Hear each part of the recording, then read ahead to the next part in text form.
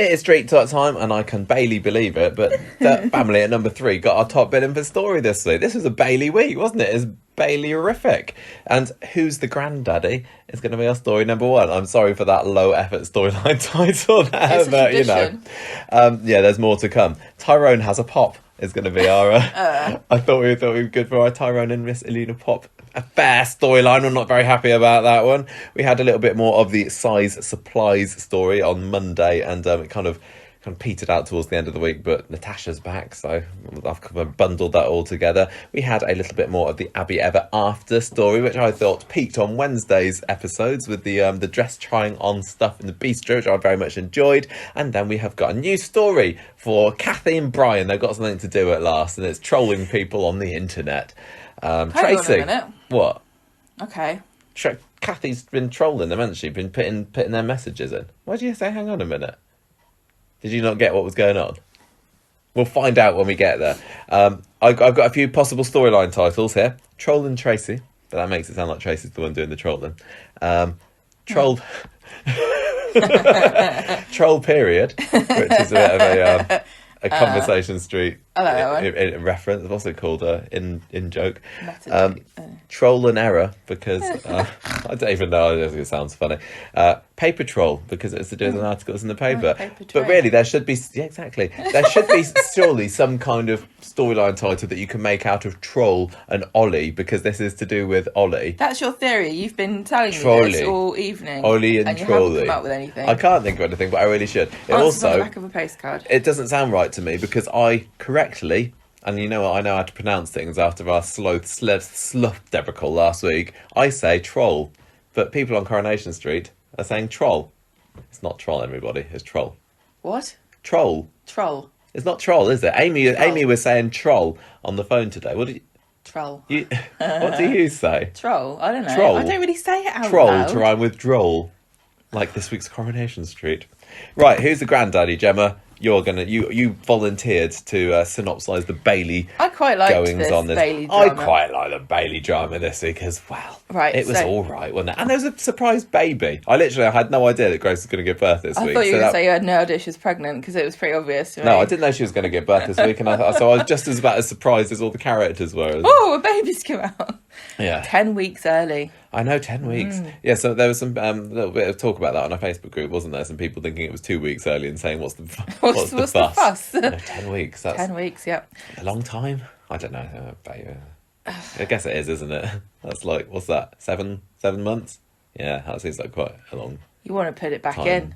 Yeah. It needs another spin around in the microwave. Right, go on then. Monday, go on then. What's happened? Michael and Grace have bought a new pram. Good job, really, wasn't it? It was, yeah. Although they can't use it for 10 weeks. Because the baby's... Oh, the baby's in the incubator. Yeah.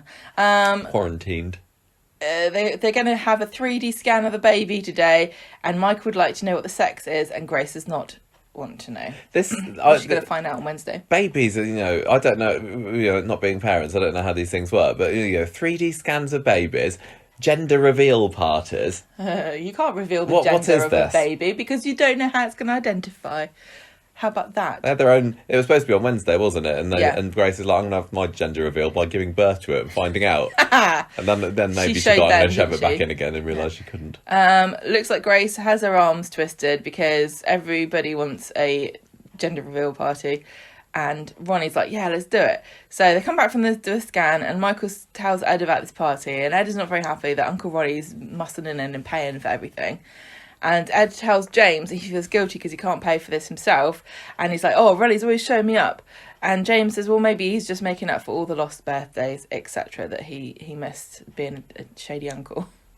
Ed catches Michael in Underworld and says, oh, I'm sorry about earlier. I've spoken to Aggie about it, and we both want to pay for this party. And then Ed comes and tells Ronnie that they're paying for it, not him. And then he goes off to the loo. This is the Rovers, wasn't it? And Ronnie gets a secret phone call, and he's like, no, I'm not listening to you. Leave me alone. I think that was supposed to be his wife, wasn't it? That was Kat, his wife, who turns up, on Wednesday. On Wednesday, Grace is getting excited about planning the party, and Ronnie's going to give her a lift to the shop. So then we get Kat shows up. She comes round, Ronnie's wife. They've had a falling out. He's run off, and the wife accuses him of trying to shack up with Aggie. What's that? What, they've got history? Who'd have guessed that those furtive glances from, 3 or 4 weeks ago was suggesting some kind of illicit affair between Aggie and Ronnie in the past? Who knows? Grace is at Fresco's. Very interesting angle there. Of Yes, that was good. I enjoyed that, because usually when they want to show people at Fresco's, they literally just have got, the car park outside the Coronation Street building, haven't they? And it, obviously, to us, having been there a few times, looks like that's just the car park at the Coronation Street building. But they did a decent job, I thought. They had some good signs. They had some good CG signs sign, up. maybe. I think they had a CG sign, yeah, because they had some little benches out, and I couldn't quite get my head around where exactly it was. And it looked almost like it was not the Coronation Street building. It was very but good. It was. Yeah. And also the hospital, which Yeah, is very it's the handy because hospital. Grace could do with a lift there. Yeah. I think who knew that Fresco's and Weatherfield General shared the same building? Quite Well, handy. I mean, our hospital's got a little M&S food down in the foyer. So anyway, Grace is at Fresco's waiting for Ronnie to come and pick her up. Meanwhile, he's having an argument with Ronnie Cat, is, yeah. and he won't. She's inviting himself to this party. Grace phones up and she's like, "Oh, I've got to go back inside because I really need a wee again." She takes her shopping bag in, and then when she tries to leave, the security guard accuses her of stealing everything, and she has been taken into this back office and she can't find her receipt anywhere. And she's like, "You just check the CCTV because you'll see on there that I bought this stuff a minute ago. I don't know where the stupid receipt is." And so the security guard locks her in and says, "Oh, I'm going to go and get my manager and get the police and stuff." And of course, Grace immediately starts to go into labour. She's double labour in pain, clutching her belly, screaming. She's trying to get out. She can't really, so she's panicking. Meanwhile, Ronnie is talking to Cat about, he's like, "Let me explain the history between me and Aggie so that we all remember, even though you probably know just as well as I do. We were together before she got together with Ed, and Michael could be my son." And then Ed turns up, like he heard everything. He didn't hear anything. It's like, what's that drama? What's going Can I on, be in Ronnie? this? So Ronnie introduces Cat to Ed, and he's looking very uncomfortable. Ed leaves. Cat tells Ronnie, "You can't just tell Ed that you might be the grandfather of this kid when he's so excited about this. Especially considering that will be like the second grandkid that he's lost. Yeah. It's not really yours. Guess what? You wouldn't trust anything at all." So Grace is panicking. She's trying to phone Michael. She can't get through to him. She phones number 3, which is Bailey's house. Bailey's house. I know, but I saw people talking about this saying, how come she knows Ronnie's phone number, but it's their house? But it is still quite improbable that she knows anyone's number, because I wouldn't. Because her phone ran out of battery, by the way, earlier on. So anyway, she's crying to Ronnie. The baby's coming. She ends up getting herself to hospital. She's crying on a bed, and he turns up. And the baby's 10 weeks early. Security guard turns up, says, "Oh, sorry about that." And Ronnie says, "I'm not impressed with you. You racially profiled a pregnant woman of colour. How dare you?" And he's like, "Oh, whoops," and goes. And then Grace is there in the bed going, "I found the receipt for you," which I thought was a bit like, "Nah, come on, what do you mean? Like, you're not that worried about it now, are you? If I was her, I'd be like, you're going to get sued." That's probably why he's worried. Anyway. Do you like the little phrase I put in my next bit of notes? I've coined the phrase, "Ronnie's got a bee in his beret." Oh, very nice. This whole security guard He's still a bit detaining annoyed Grace thing. about this, yeah. Yeah, he is a little Michael's bit. panicking. The baby's still coming. Ronnie's feeling guilty about the fact that he wasn't there to pick Grace up, and that's why she got detained. And Michael says, "I'm a big waste of time." Maybe. He's panicking. Like, "Oh, well, I should have been there." And Ed turns up, and he's like, calm down. So Ed says, "Why are you so emotional about this?" And he says, "I can't keep this a secret anymore. Years ago, Aggie and I..." You what? Ed's dumbstruck. And then Ronnie's like, "Oh, he could be my son. I can't miss out on the possibility of being a granddad." And Ed's like, "Right, I'm going." Phone calls Aggie later, and she says, "Yes, I did have a relationship, but it's definitely your baby. Michael is. Michael's your baby. Not the baby that's just come out Not of Grace. So he's outside in the car park, and then Michael runs out and he's like, oh, I'm a dad, it's a girl. Oh, I'm so happy for Michael. He's so sweet. Oh, he'll be great. He'll be a great dad, won't he? I think he will. He's lovely. Which does make me, yeah.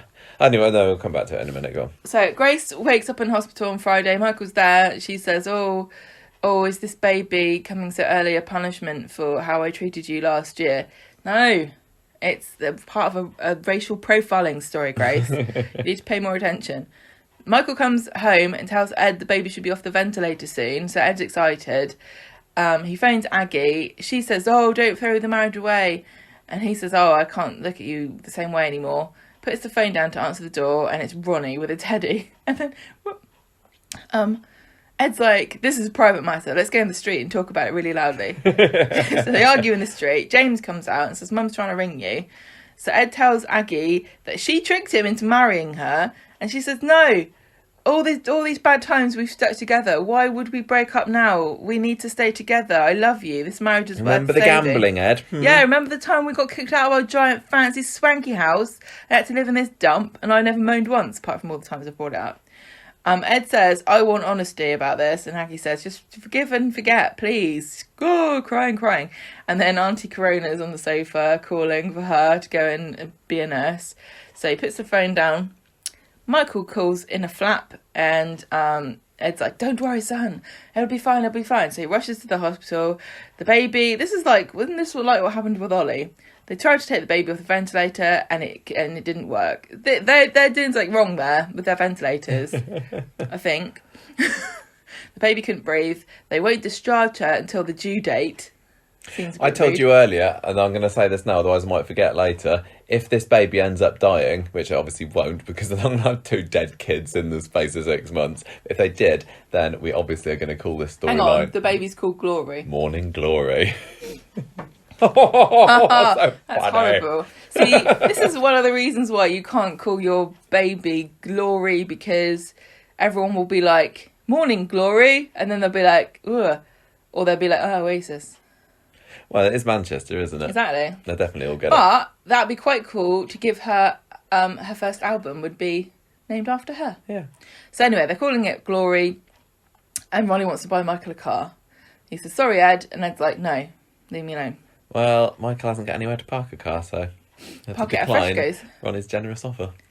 I think he accept it. He just park it somewhere. He did. He thinks it's great, and Ed's like, yeah, Ed Ed's not happy because he can't Ron, buy him Ronnie's a car. trying to apologise to Ed for.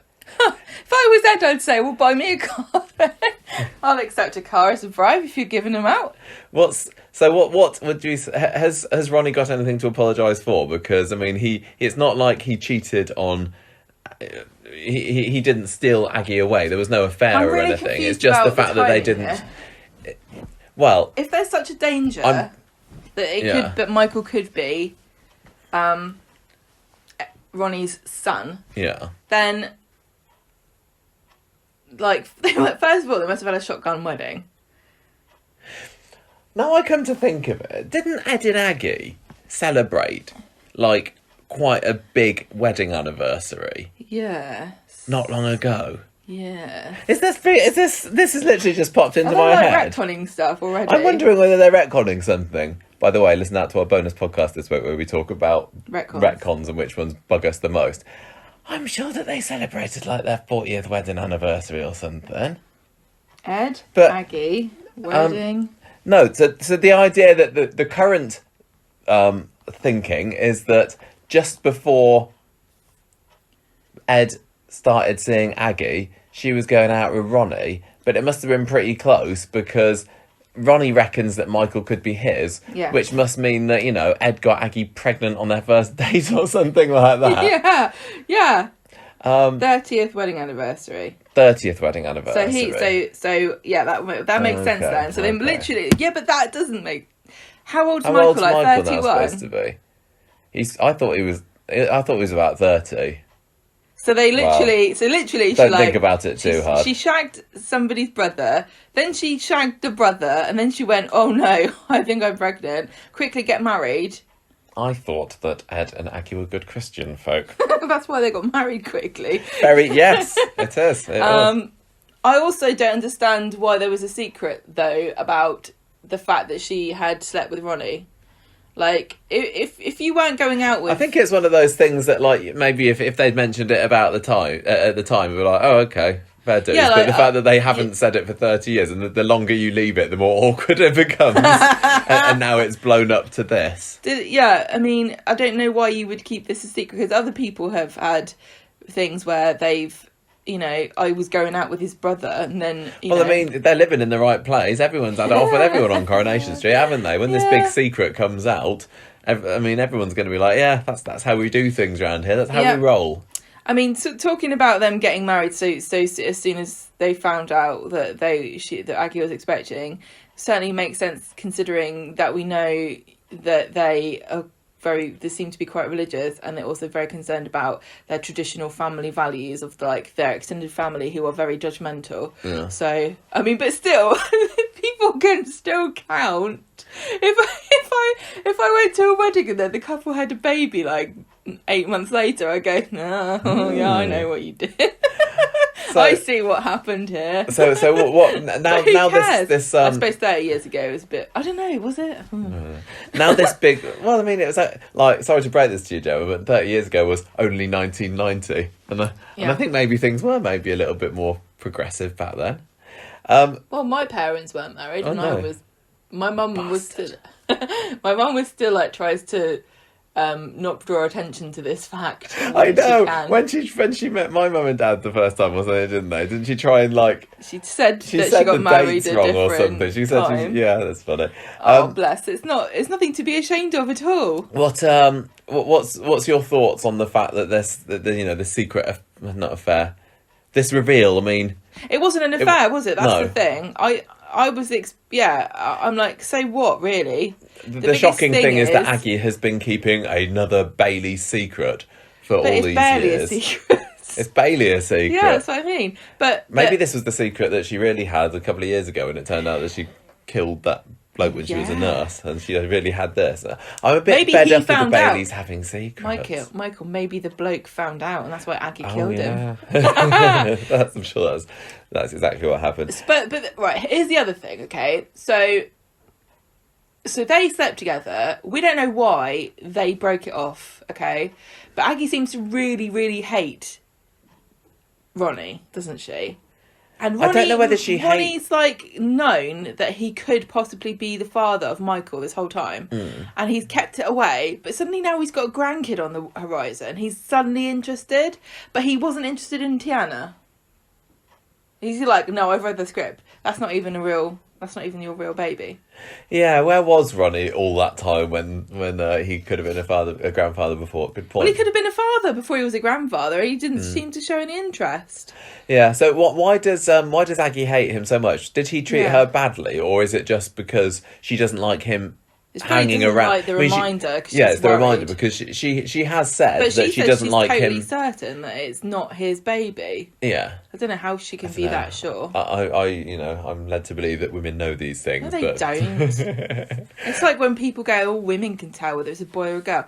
Well, no, don't talk rubbish. Oh, to how hard the baby is. Oh, shut up.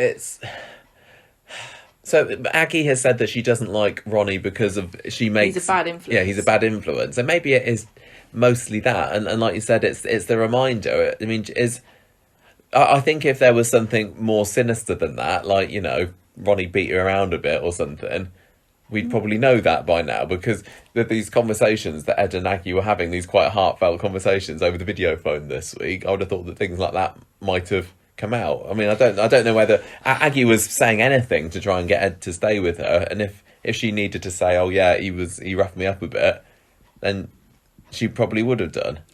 I don't know, because then maybe he would have thought, oh, my wife, I need to come and protect you. I don't know. The drama, I guess, is just that there's been this secret, and Ed's now saying, I can't look at you in the same way you've been. And to be honest, it is a big secret to. The thing is, though, it's only a big secret, really, if she thinks that Michael might not be his baby. Because if she got together with Ronnie and they literally sat together once and then she just didn't think, she's like, I'm not going to bring this up because I don't know how this is going to go. Then they got married and everything. She's like, oh, how am I supposed to bring this up now? It doesn't even matter. And that's the thing, isn't it? Like, at what point do you really need to say this? Yeah, if there was nothing else, the story would just go, Ed would end up forgiving her. I mean, that's how they do it, isn't it? But often when people get these revelations, when characters do, they... If she was to say, I always wondered if Michael was yours, that would be a completely different thing to me. And I'd be like, Aggie, you're a cow. You shouldn't have kept this from him. That's really awful. But the fact that she's like, no. And I don't know how she can be sure, honestly. But if she's sure, and it's not just wishful thinking, then fine. But if she's just pretending to herself that she's definitely sure, then she shouldn't have kept this to herself. I mean, there's the simple DNA test, isn't there? That can. Do you think it's going to turn out that he is really Michael's dad? I hope not. I don't want Ronnie to be Michael's dad. No, I don't. But I can't see how he's going to stay in it if he's not. No, I mean, who do you think is going to go for the DNA test? Will it be Ed or will it be Ronnie? Because it feels to me like it'll be Ronnie that he wants to kind of prove it now. And will he get the DNA test from Michael, or will he going to sneak in there and get a bit of glory DNA? Yeah. Get the cotton swab, stick it in the glory hole. No, Michael, this is why you don't call your kid Glory. And then stick it in the testing kit. I don't know. Mate. Yeah, I think it'll be him, but maybe he'll find out that the baby isn't his, but he'll say that it is. I don't know. I feel bad for Michael because this is another example of him having a baby and it all goes wrong. If it turns out that Ronnie is really Michael's dad, I'll be really disappointed. But it is true that it's like, Ed's still his dad. Ed's still the one that brought him up, and Ronnie's just his biological dad, and yada yada yada. But I couldn't imagine being in that situation. But I mean, I know lots of people do, and increasingly number of people on Coronation Street are now realise that the person they thought their dad actually isn't. They just need to form a little club like the Michael and Emma and double dads and Carla and everybody. So it. I don't know. I don't know whether it could just turn out to be nothing in the end. But yeah, I don't like the idea of... they're just a nice family, aren't they? And I know they're not, the most exciting thing on Coronation Street at the moment. But one thing I do appreciate the Baileys for is that they're a strong bonded family unit, which are few and far between. I mean, the other one at the moment, I suppose, is Fizz and Tyrone, which is also going kaput. A little bit at the moment. So as a proponent for traditional family values, I say let's keep the Baileys together, please, because they haven't got a lot going for them, but there is that at least. But honestly, I can't see why would they introduce this character and then not have him be the dad? Because if they're trying to extend, if they're trying to extend the Bailey family, this is the perfect way of doing it, to have him be Michael's dad. That's what I keep thinking. Oh, it'd be so sad. Yeah, I don't like it. I love Michael. He's so sweet. I think that Ronnie's a bit of a wrong-un, really. I think Ed's a better dad. I mean, he's a bit of a schmoozer, isn't he? Thinks he can throw money at something. I mean, I don't dislike him. But he's a bad influence, isn't he? Yes. And where was he? And James was saying, oh, these birthdays he's missed. If he really thinks that Michael's his dad and his son, and he's thought this all along, why has he been so crap and not tried to do anything about it before now? That's what I just keep coming back to. I guess he's just been staying away because Aggie's, warned him off or something. I don't know. Well, speaking of Aggie, how did you feel about her virtual presence on the show this week? I couldn't decide whether I liked it or not. I think I kind of did. I like the fact that it's realistic in that this is something that people have experienced with their families being separated because of lockdown or... Makes sense, but I think they need to really sort out the quality of the sound, because I couldn't understand a lot of what she was saying. It's like Debbie and Kevin in the freezer all over again. And I really want to know how they filmed it. I know that they showed us this is how we filmed the Tyrone and Alina thing. I don't know I'm sure it's a really boring answer, but what was she literally in her own house? I mean, this is partly the problem. I'm kind of thinking, are they doing this because Lorna has got to be, away or isolating or something, and then that takes me out of the show a little bit because we haven't seen a whole lot of her on the programme at the moment.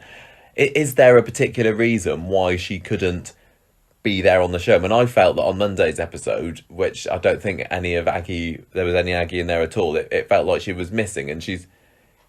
I know, but would it be any different if... about people's health? Would it be... No, I know. But would it be any different if she was actually there in person? Does the fact that she's distant from Ed make the situation more harrowing? I think it's better because she has to completely at Ed's mercy, and she can't just be nagging at him all the time. Both of the phone calls that she had with him, neither of them said goodbye to each other today. It was him just putting the phone down on her. So, I mean, I think it feels, quite, modern, and this is the world we're living in at the moment with lots more video calls and things. So I guess I'm kind of enjoying it in that way, but it is taking me out of it a little bit, with me wondering, are they doing this because... But apart from that, no, I thought it was quite a nice week for family bonding with the Baileys. I thought this was, one of their better weeks that they've had in the nearly 2 years that they've been on the show. It's just a shame that it comes at a time when they may be splitting up, I guess.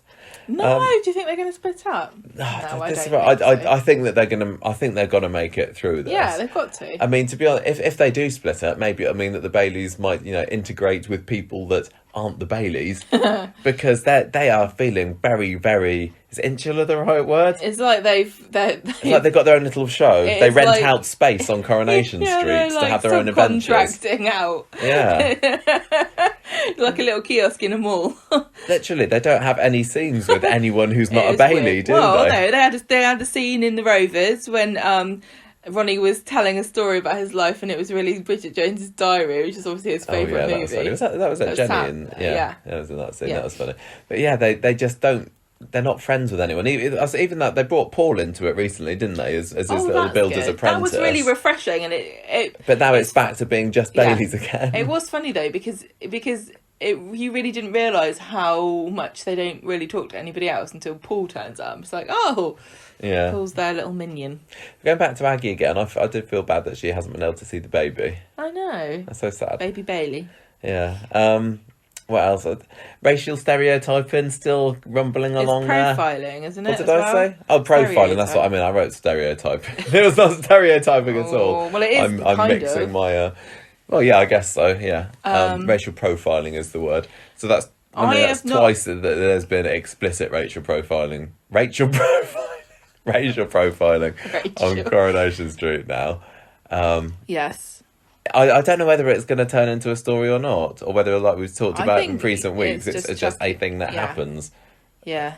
I'm glad I haven't seen very much, or even any, I don't think, people say, oh, why did they put that in? Yeah. Because it does happen, and... It does. I mean, it was all very contrived with Grace being locked up in the security guard's room at the moment that she goes into... Yeah, but that has happened to somebody. I did look this up, and there were quite a few different cases of pregnant women who of colour being detained illegally and put somewhere where they couldn't get out, which is wrong. And I don't even actually think you're allowed to do that. Even if you're not pregnant, I think they can't really... No, I don't think you can. I don't think they got any They have no power over guard. you. No. A security guard in a shop has no more power over you than anybody else. Yeah. And if the only thing they can do to you is citizen arrest you. And if they are wrong, they get in such incredible trouble that they would never bother doing it. Okay. Well, there we go. I thought that was all right this week. I wasn't like, on the edge of my seat or anything, but I found it quite pleasant. I hope that the storyline's given the time it needs, because, knowing the Baileys, they'll be a week on and then we won't see it again for a month. I want them to give it a go. I feel so sorry for Michael, because he's so excited about being a dad and he wants to get everything right and perfect, and then the poor baby is catapulted into the world because of some racist security guard. And he was already worried when he was talking about Tiana before, saying, what kind of world are we bringing the baby up in? Yeah, he was. And then he's, here it is again.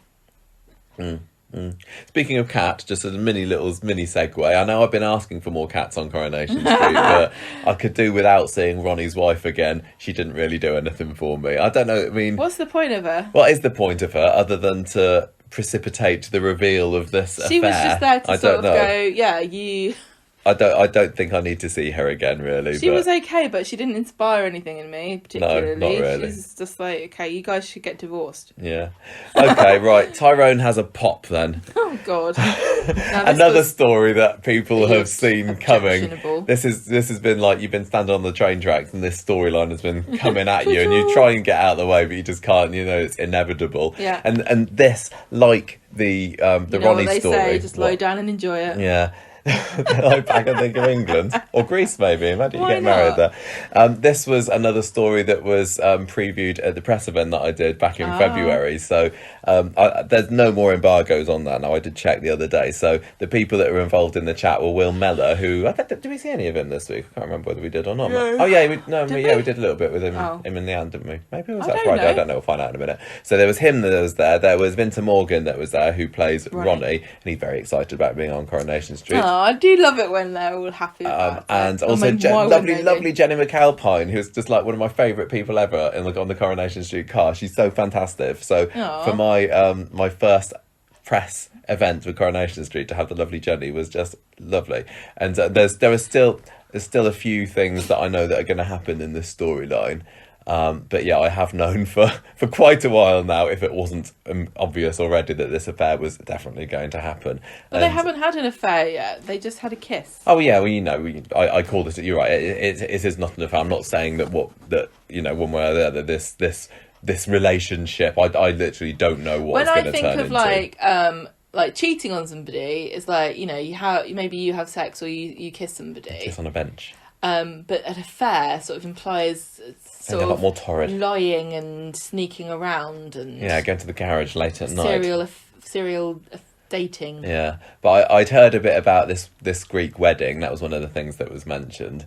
And oh gosh, I love Tyrone and Fizz so much as a couple, and I know that it's completely irrational and everybody else hates them, but I really, really love them. Don't you think everybody hates them? This is so sad to me that they're possibly going to be broken up, and I really, really hope that they do not get broken up over this. And even Jenny herself in the interview was saying, "Oh yeah, I don't want Tyrone and Fizz to split up either." And she was, and people. I think one of the questions that was asked was like, "Oh, so what do you think people are gonna say about it?" And she said, "I'll tell you one thing that they're gonna say is that they're all gonna take Tyrone's side, because they always seem to take Tyrone's side and things like this, and never my side." And I'm like, "I'll take your side, Jenny."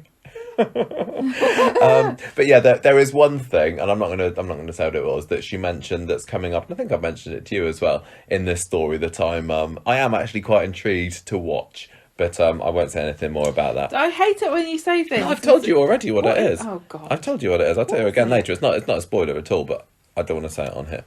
Right, so Monday then, Tyrone sees Alina working at her Pop Dead Gorgeous website. That's the name of her nail company that she's putting together. And she's got herself a client who she's going to work for free for, as long as they put a picture on their Insta to say what lovely nails they've got.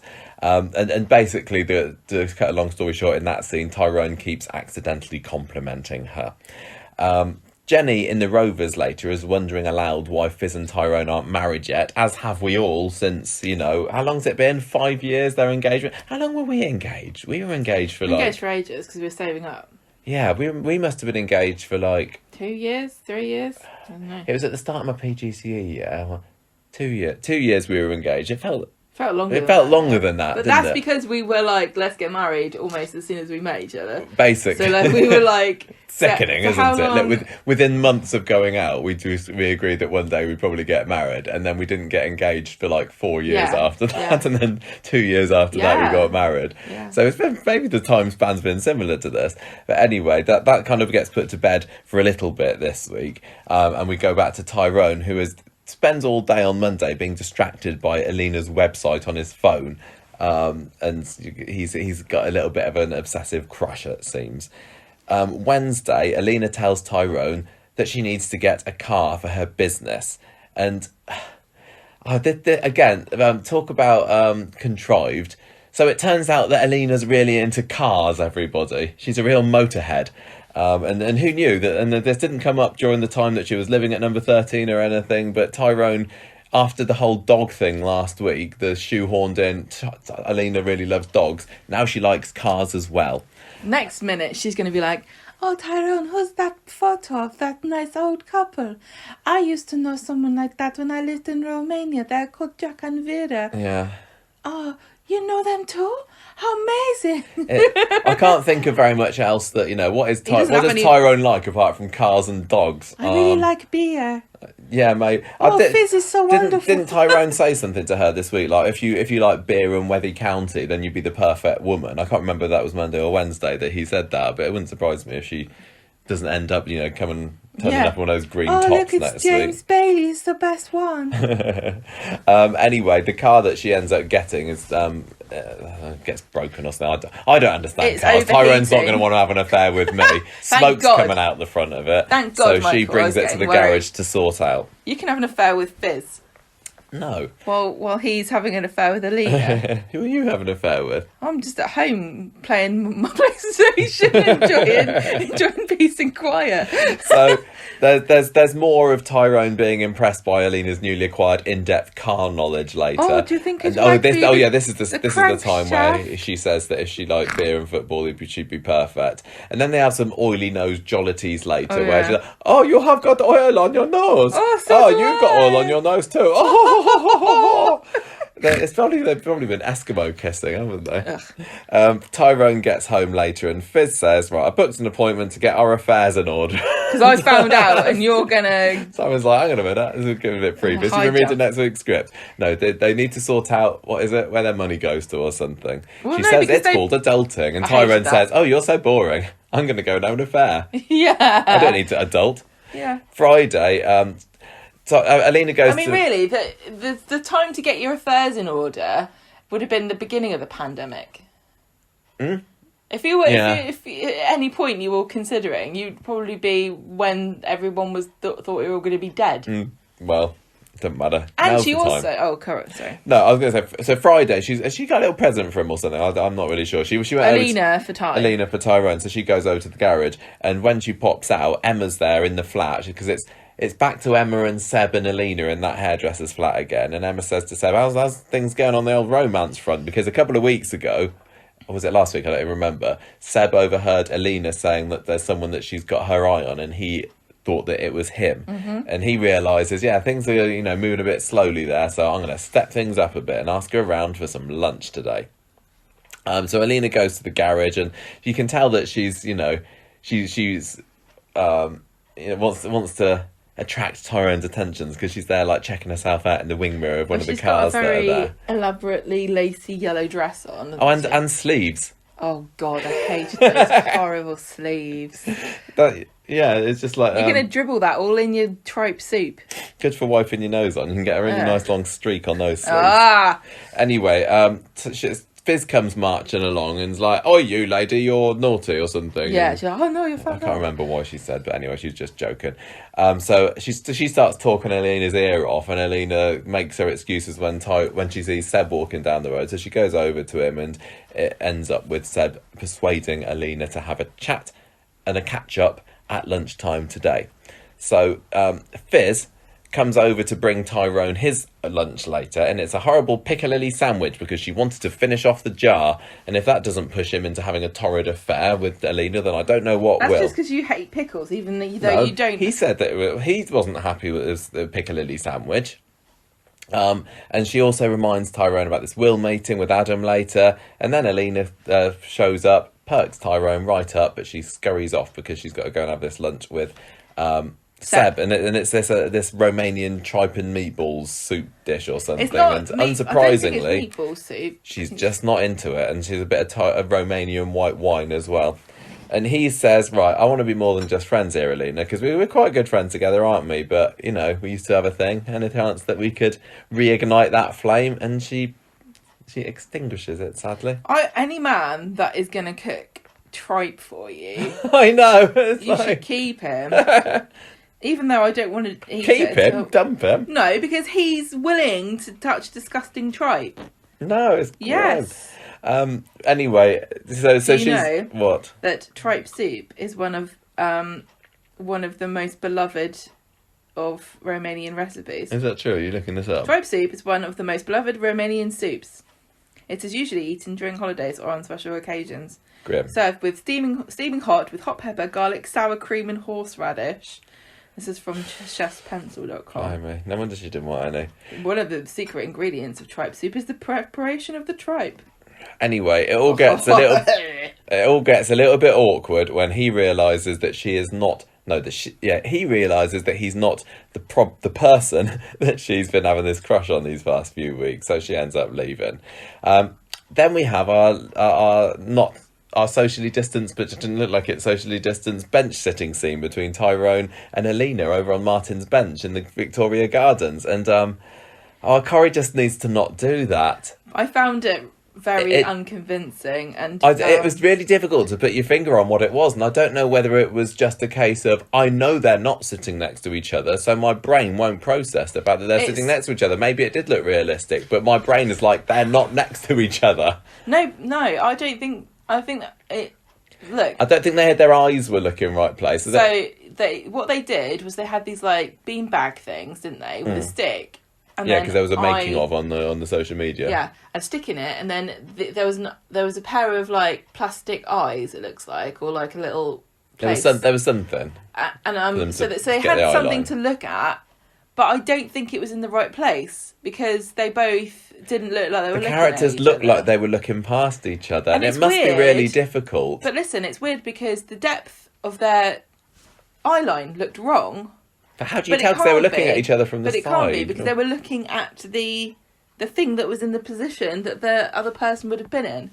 It just isn't. I don't know what it is. I literally, it feels to me like my brain is shouting out that it's not real, so it refuses to believe it. They just need to not do it. And I don't know whether in EastEnders, where they do this kind of thing all the time, whether people notice it there, or because they do it more often, you kind of forget about it. But because it's still very rare when it happens in Coronation Street, they just need to not.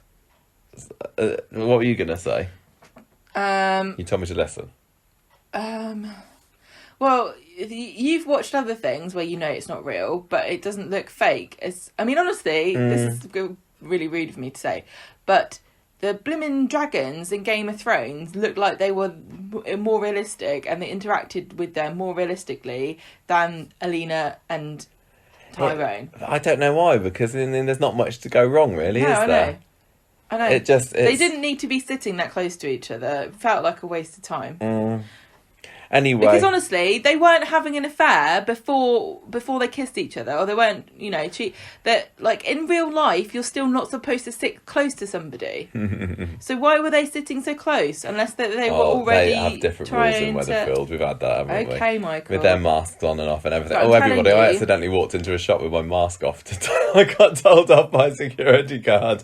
So it was comic relief today, and we were told at school that we had to dress up in funny clothes. So I decided to dress with my clothes on backwards today. And I woke Gemma up at, when was it? 5:30 this morning to do my shirt up backwards and help me put a tie on backwards. And you'd only been in bed for about 45 minutes or so, hadn't you? Anyway, so I was going to the shop after school today, and I was so caught up in trying to hide the fact that my clothes were backwards. Like my coat was zipped right up to my chin and pulled down, so because my belt was on backwards and everything, that I forgot to put my mask on. And I walked in there, and the security guard was like, "You put your mask on, mate." And I was like, "Oh, I'm so sorry, I completely forgot." So I had to rush out, and it's very embarrassing. Anyway, Tyrone gets told by Alina that she is falling for him. And they have a little kiss. She leans in for a kiss for him, and then he kind of leaps away, and he pretends he's not interested, and he's like, I didn't ask for this, I didn't lead you on, and she runs off. So he comes home later to find Adam with Fizz having their little will meeting. He claims that he's forgotten about it, and I think he had. I think that he's been temporarily distracted by Alina going in for a snog, and Fizz remarks that Tyrone's looking a bit peaky as well. So this will meeting basically boils down to the fact that because they're not married, any assets that they have will not necessarily automatically be transferred to the other person if one of them should die, isn't it? So basically Adam says you need to make a will And Fizz is like, well, why don't we just get married, because we have been engaged for rather a long time. And Tyrone's like, well, I don't think we should just, get a quickie marriage at a register office just for practical reasons. We always said that if we were going to get married, we'd go over to Greece, like in Mamma Mia, which I think is a lovely romantic idea, to be honest. And she understands, and and this is when he makes his hasty exit, because he's got something to sort out, which is meeting Alina in the garage. And he says to her that he's sorry for his reaction earlier. He's just not been able to think about anything else since. And it's a shame, because when he leapt up and was like, no, I didn't want this, I was half thinking, Tyrone, you weren't, were you? Don't go for an affair, please. We don't want to see this. But now he's like saying, actually, I think I kind of do, and I haven't been able to take my mind off of you. But she's at the same time saying, oh no, I don't want to break up your family. It was a moment of madness. And mamma mia. No, you went a bit Italian then. Yes, it's my meatballs in my tripe soup. And that she says, look, we need to forget about this. And he says that he can't. Meanwhile, Fizz is back at number... Where do they live? I always mess up. 9? 9. I'm going to say 9. With Chesney. And she's saying, I think that me and Tyrone have lost our spark. I think maybe Tyrone's gone off me. So Ches says, look, you just need to do something to spice things up in your relationship, which she does. She looks online to find some Greek wedding packages. Exactly. She books it. Did she book it? She did, didn't she? So she's all excited about the prospect of getting married to Tyrone in Greece. Little does she know that he's going to be... What a dirty dog. Yeah, exactly. He is, isn't he? He's on our nomination list for this year. Anyway, so that was that. So, affair then, Gemma. Boo! Boo! Oh, I'm so sad about this. Also, why with I'm really sad about this. Alina as well. Oh, man. She's such... We were talking about her earlier. Well, she's not... She's a wet blanket. She's so wet blanket is Alina. And for like a really nice spicy affair story, you kind of need one of them to have a bit of fire in them, don't they? Yeah, the femme fatale that tempts the man away. Oh yeah, it's always the woman's fault. Or the opposite. Or like a well, it's not Tyrone, is it? Much. Yeah, I mean they're so drippy, the pair of them. Like, oh, should we have an affair? Oh no. No, Tyrone. I wouldn't say that Tyrone is a drip. He is a drip. He's very safe and granddaddy, isn't so what? he? That means he's a drip. But I think, but he just suits Fizz. I love Tyrone and Fizz together. I don't get. I mean, there's an attraction of a younger woman that's showing a bit of interest in me, and she likes football and dogs. That's quite convenient. But I've not had the impression at all, and I know they've been trying to build this up a little bit in the programme, but I've not had the impression at all that things are going so badly between him and Fizz that he would even, think twice about this affair. It doesn't need to be like something bad's happening. It's just like he's stuck in a race. It's a midlife crisis story, isn't it? This reminds me of Tina and Peter. Yeah, I know. The age gap is so wide, and they couldn't be more unsuited to one another, and I can't see any chemistry between them. I don't know what they see in each other. They're so different. Just because somebody likes cars and dogs doesn't mean that you want to jump in bed with them. Well, the fact that they are so different has meant that they've had to invent these reasons why they might like each other, which is the cars and dogs thing, isn't it? Like nobody would ever look at those two and say, oh yeah, they'd make a sexy young couple. I ship Tyrone and Alina. It's really, really ridiculous. And I mean, and people say, oh, would Tyrone do this? Is this in his character? And I know that he slept with Gemma a few years ago, didn't he? But that's another one where I think I was hoping you'd forget. Not you. So if somebody would say, no, this is very much in Tyrone's character, he slept with Gemma, in my head it's like, well, the only reason he did that was to create some kind of storyline for Jenny McAlpine coming back off of maternity leave. It was ridiculous then, and it's ridiculous to look back on now. At his heart, Tyrone, I think, is a very loyal... I know that he had a secret thing with Fizz while he was going out with Kirsty, but she was whacking him over the head with the hoovers. You've got to cut him a bit of slack there. I just blind to any criticism of Tyrone and Fizz. You're just so because silly. I see so much criticism of them, and it just makes me double down on wanting to protect them.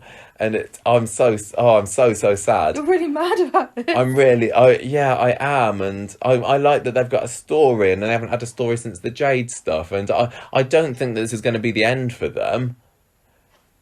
Oh, but the heartbreak that poor Fizz is going to go. Maybe I'll enjoy it, but I don't want to hate Enjoy Tyrone it. because I like the family. Maybe Enjoy what? maybe I'll enjoy the storyline because it is a Tyrone and Fizz storyline. Oh. And maybe I'll enjoy it because we'll get to see Fizz being upset and heartbroken, and I'll be able to go, "Oh, Fizz, that's so sad," and it'll make me feel something because it's a character I'm so invested in. And half these characters that I don't really give two hoots about, if they're sad, I'm like, stop crying. But with Fizz, it's like, oh, that is going to be so sad. But what do you think? Do you think Fizz is the sort of person who's, is just going to blub, or is she going to... I think she'll be cry, and Chesney and Gemma will take her side and everyone will hate Tyrone. Because Fizz has got some fire in her, hasn't she? But this is if you think humiliating. It's utterly, yeah, it's totally humiliating. Because of the age difference and the fact that Alina is so sort of pretty and innocent and stuff, you would feel, humiliated if you were Fizz, and you could. It's kind of like what happened with John Stape all over again, because that was Fizz and Rosie. Yeah, it is actually. Yeah, that's a really good example actually. Thank John you. John going off with Rosie, and the age gap wasn't quite so pronounced. No, it wasn't there. really the age gap. But I think that Fizz must have some kind of self-confidence problems in a way.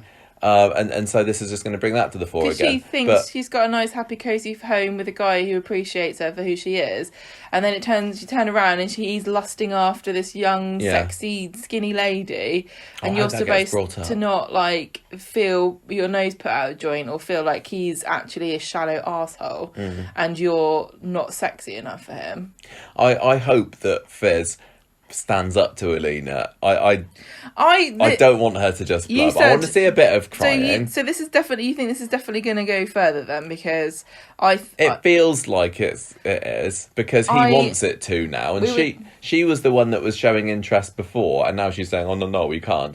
And he was trying to resist, but now he's said, "I can't." So the fact that she has done for a little while, and he's now saying, "I can't." Not, I think it feels like it's going to go that way. So I hope that Fizz grabs her by the hair and drags her down the cobbles and slings her out. And there's something even worse about a woman who will say, "Oh, we can't because your family and your children, I can't do that to them," and then does it anyway. There's something worse about that than someone who's like, "I don't care, it's not my problem." Does it feel at all to you like the writers desperately trying to do something with Alina, because they brought this character in during the slavery storyline, and then they brought her back instead of Jan, who is the one that obviously should have been brought back. Although when they brought back Alina, I think we were both quite pleased, because we liked her in the original nice, stint. and now she's a horrible cow. But I don't think she is horrible. She's just boring. She's having an affair. That's pretty exciting. Not yet. She's not. She just comes across as being a bit boring, and is this their way of trying to make her interesting? Boring. But it doesn't really. No, it doesn't. I forgot what we were saying. I don't know, but this story has been played out a billion times before on this soap and all the other soaps, where a couple may be going through a bit of a rough patch, and then one of them decides to go off and have an affair, and the other one then decides to do something really elaborate. Oh yeah, they're blissfully ignorant about what's going on. I can't wait for them to find out this great thing that I'm doing. Yeah, surprise party, or something like that. And then usually the affair will be revealed at the event, or I hope she didn't pay the full amount up front. I hope that she can forgive him, if anything, for the sake of the girls. And I think that not having the girls, I think not having Herp and Ruba as part of this story, because obviously the actresses can't be in it seems at the moment because of COVID. Everyone knows children are immune. That's kind of, it feels like they should be, and they need to have the scene where Tyrone comes home and Ruby's Daddy! Like, "I've drawn you a picture of us as a happy family together." That again, it's so cliche. But if they go through this whole story without Hope and Ruby appearing on screen at all, it's going to feel weird. And even Evelyn, because we learned today that Evelyn's off jet setting with James, her friend James that we last saw a couple of years ago. Again, she is needed, and maybe in the original draft of this story, Evelyn was in it, but Maureen's decided that she can't be in the show at the moment until she's had a vaccine, which is fair play. She must have had it by now. In fact, maybe, yeah, I guess so, but maybe she wants a second dose or something. I don't know. Her partner died, so I don't. Yeah, I know, but it doesn't feel right. It really, really feels like there's 3 people missing from this. Yeah, I agree with you.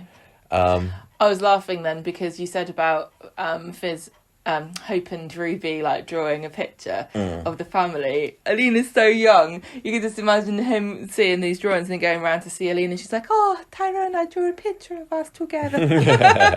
I used my special crayons." Oh dear. I am so conflicted with this story. I can't believe that we've been banging on about them not getting married and why are they engaged and not married, and nobody seemed to listen or care. Like, we even had people saying, "Oh, it doesn't matter," or like, well, "Do you remember when they called each other husband and wife at one point?" And I was saying, they're not even. How have they? How did that even get in the script? It's really weird. And now they're finally doing something about it, and it's like, nope, we're going to ruin it. Do you think that they will get over this and be married by the end of the year? I hope so. They're not getting married in Greece, that's for sure. They're not, no. I really, really hope so.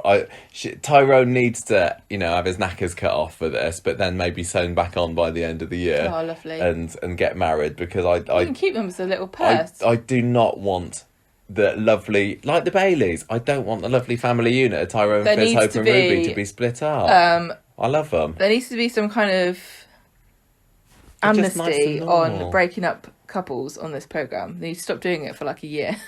They do. It's like Brian Parks at the bowl rolling, didn't he? When he was like, "Who's been together the longest? Let's split them up." Yeah. And now it feels drama. So yeah, it's like there's a ticking time bomb. So yeah, conflicted is my word to describe how I feel about this story. I'm. Oh dear, Gemma, you go on. What's Leanne and Co been up to this week? So Leanne's done a South Apple party on Monday. She tells Simon she's off to see Harvey and she's going to be persuasive about it. I did wonder whether she was going to be, persuasive in inverted commas. Like, she has been a professional, so I can imagine that she might try to seduce him and then just give him the bill. And it would be like, how strange, Harvey, this is exactly how much I owe you. Let's just call the whole thing off. Yeah. She did look nice. She had her hair all... Yeah, she did. Wavy. She was brushing her hair and drying it in a really weird way at the beginning of the episode, and I don't think that's how she achieved that look. It was very weird. So R. Kelly's in the hospital. She's feeling sorry for herself. She's had drugs, hasn't she? Don't forget, she had an overdose earlier in the week. Last week, yeah. Simon shows up and she thinks he's there to threaten her, and he says, "No. I was desperate when I sold you the drugs. I feel really bad that you nearly died. I'll take whatever's coming to me if you want to report me to the police." It's like a double bluff. So he's smart, that Simon Butler. Yeah. Leanne goes to see it. She's Imran in the street and she says, "Can I have my job back?" And he says, "Oh yeah, we've got a load of work to do." And she goes, "Oh, can I have an advance?" And he says, "No, what the hell?" We're getting that in classic Coronation Street as well at the moment. Judy Mallet tried to get a job back at the arcade and she wanted an advance so that she could buy the baby off of Zoe. Oh, okay. And the employer is always so aghast. Like, "What? You want money? That's the only reason you're doing this job? Ugh, grubby." So he's, "No, you can't have any money. Do some work." He says, "Why don't you do some work first and we'll see what happens." Like a normal job. Kelly goes round to see Summer and she's moaning. She's been moaning about this foster parents that she's got for ages. Because they've got this new kid, haven't they? There's a kid there. She doesn't like him. Billy says, "Oh no, that's not true. The foster parents must care about you." And then Craigie turns up and he wants to take Kelly down the station because she's been doing drugs and that's illegal. So Leanne goes to Underworld to ask Nick to give her £2,000, and he turns into a right arsehole. She's like, "Oh, it's just some debts," and he says, "No, I'm not going to give it to you unless you tell me exactly what it's for." He apologises later. I know he does, but it was really rude. In the police reception, Billy is telling Kelly to just tell the truth to him, and Imran comes out. It's like, I'm your solicitor. I'm sure that there's been something before where Imran has turned up as the duty solicitor to someone, and it's like, oh, it's you. That's a coincidence. I can't remember who it is. She's like, oh no, I don't want you to be my solicitor because you think my dad's a murderer. And he says, I don't care about that. I want to help you, and it's my job. I'm literally being paid to do this. Leanne is in the house and she's trying to get a payday loan sorted out, and they won't give her one because she's not got a job properly. Nick turns up and he gives her £1,000, says, I love you, I'm sorry, I snapped at you earlier, please let me know, you can talk to me about anything. And she's like, no. So she goes to find Harvey. He's in his car. He winds the window down and she throws the cash in. And he's not very impressed because he wanted £2,000. And she says, that's all you're getting. I'm a Battersby. You can't bust me around. I was quite impressed with her for the briefest of brief moments in this scene, because she tries to be hard, doesn't she? We get an ounce of the old Battersby spirit of her saying, no, we're done. We're done. And then within moments, she's going, oh, no, I'll do whatever you tell me. Well, because he says, I'm going to beat your kid up. And she's like, not Simon, my precious son. Imran. Oh yeah, because we found out what happened to Jacob, didn't we? He's got 2 broken legs. Oh, it's better than a broken collarbone. Yeah, Henry got his broken collarbone. Jacob's got his 2 broken legs, but he's not dead. That's the most important thing. Yeah, remember. Thank you to everyone who sent in nice comments about my interview with Jack last night. Yeah, that was a very popular one. Yes. Imran is strongly recommending to R. Kelly that she fess up about who sold her the pills, and like, who are you protecting? Who are you protecting? She's like, I don't know. Leanne comes home. Simon's chuffed when Leanne says it's all sorted, but when his back is turned, she gets this package of drugs that she's been given. She puts them in a kitchen drawer. Like, she should have put them in the dishwasher. He'd never open that. Simon is running the household. I know, I'm joking. She rushes out. She says to Simon, I've got to meet Nick, but she's going to do drugs. The other thing. Kelly's being released. She says thank you to Imran, who promises that he doesn't hate her, he just hates her dad. Billy's there, and she says, I'm not going back to the foster home, you can't make me.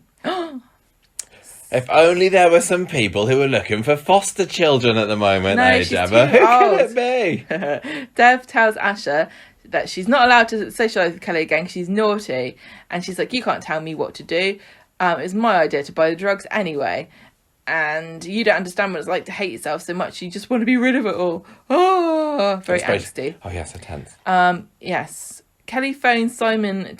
She tells him the police are coming to arrest him. Not really. Lol. She says everything's cool. Nick shows up and Simon feels bad about that time he upset Sam. And he mentions Leanne saying, oh, I'm going to meet something, I don't know. I don't know what more. Simon mentions Leanne saying she was me. Oh, I don't know what I've written there. So Leanne takes this package of drugs to this scruffy house and a dodgy bloke who looks just like my old boss. Yeah, literally, Gemma's boss. Did he's the one that moved into a horse box, didn't he? Yeah, he did. Yeah. He had these massive dreadlocks that he was the scruffiest. He must be over 6 foot tall, white guy with massively long brown dreads, who was always wearing shorts and a hoodie all the time. Didn't him and his girlfriend have a kid, and they didn't want to get him registered or something? He said he wasn't going to register the birth because that means that the government know you exist. Okay. He also told me that both of us thought that when we saw this guy in the Leanne was going to, I really think he's a really good guy. He's like a really decent bloke. He's just very eccentric. He has an alternative ideas. He really, and like you remember, he told me once that cancer is just if you get to have too many bad emotions, and I'm like, okay, I'll tell my mum then that she should stop being so negative about having cancer and she'll get cured.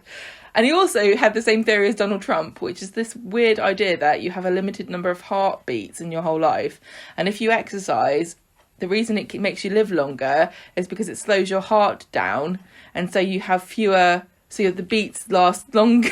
Now that makes sense to me.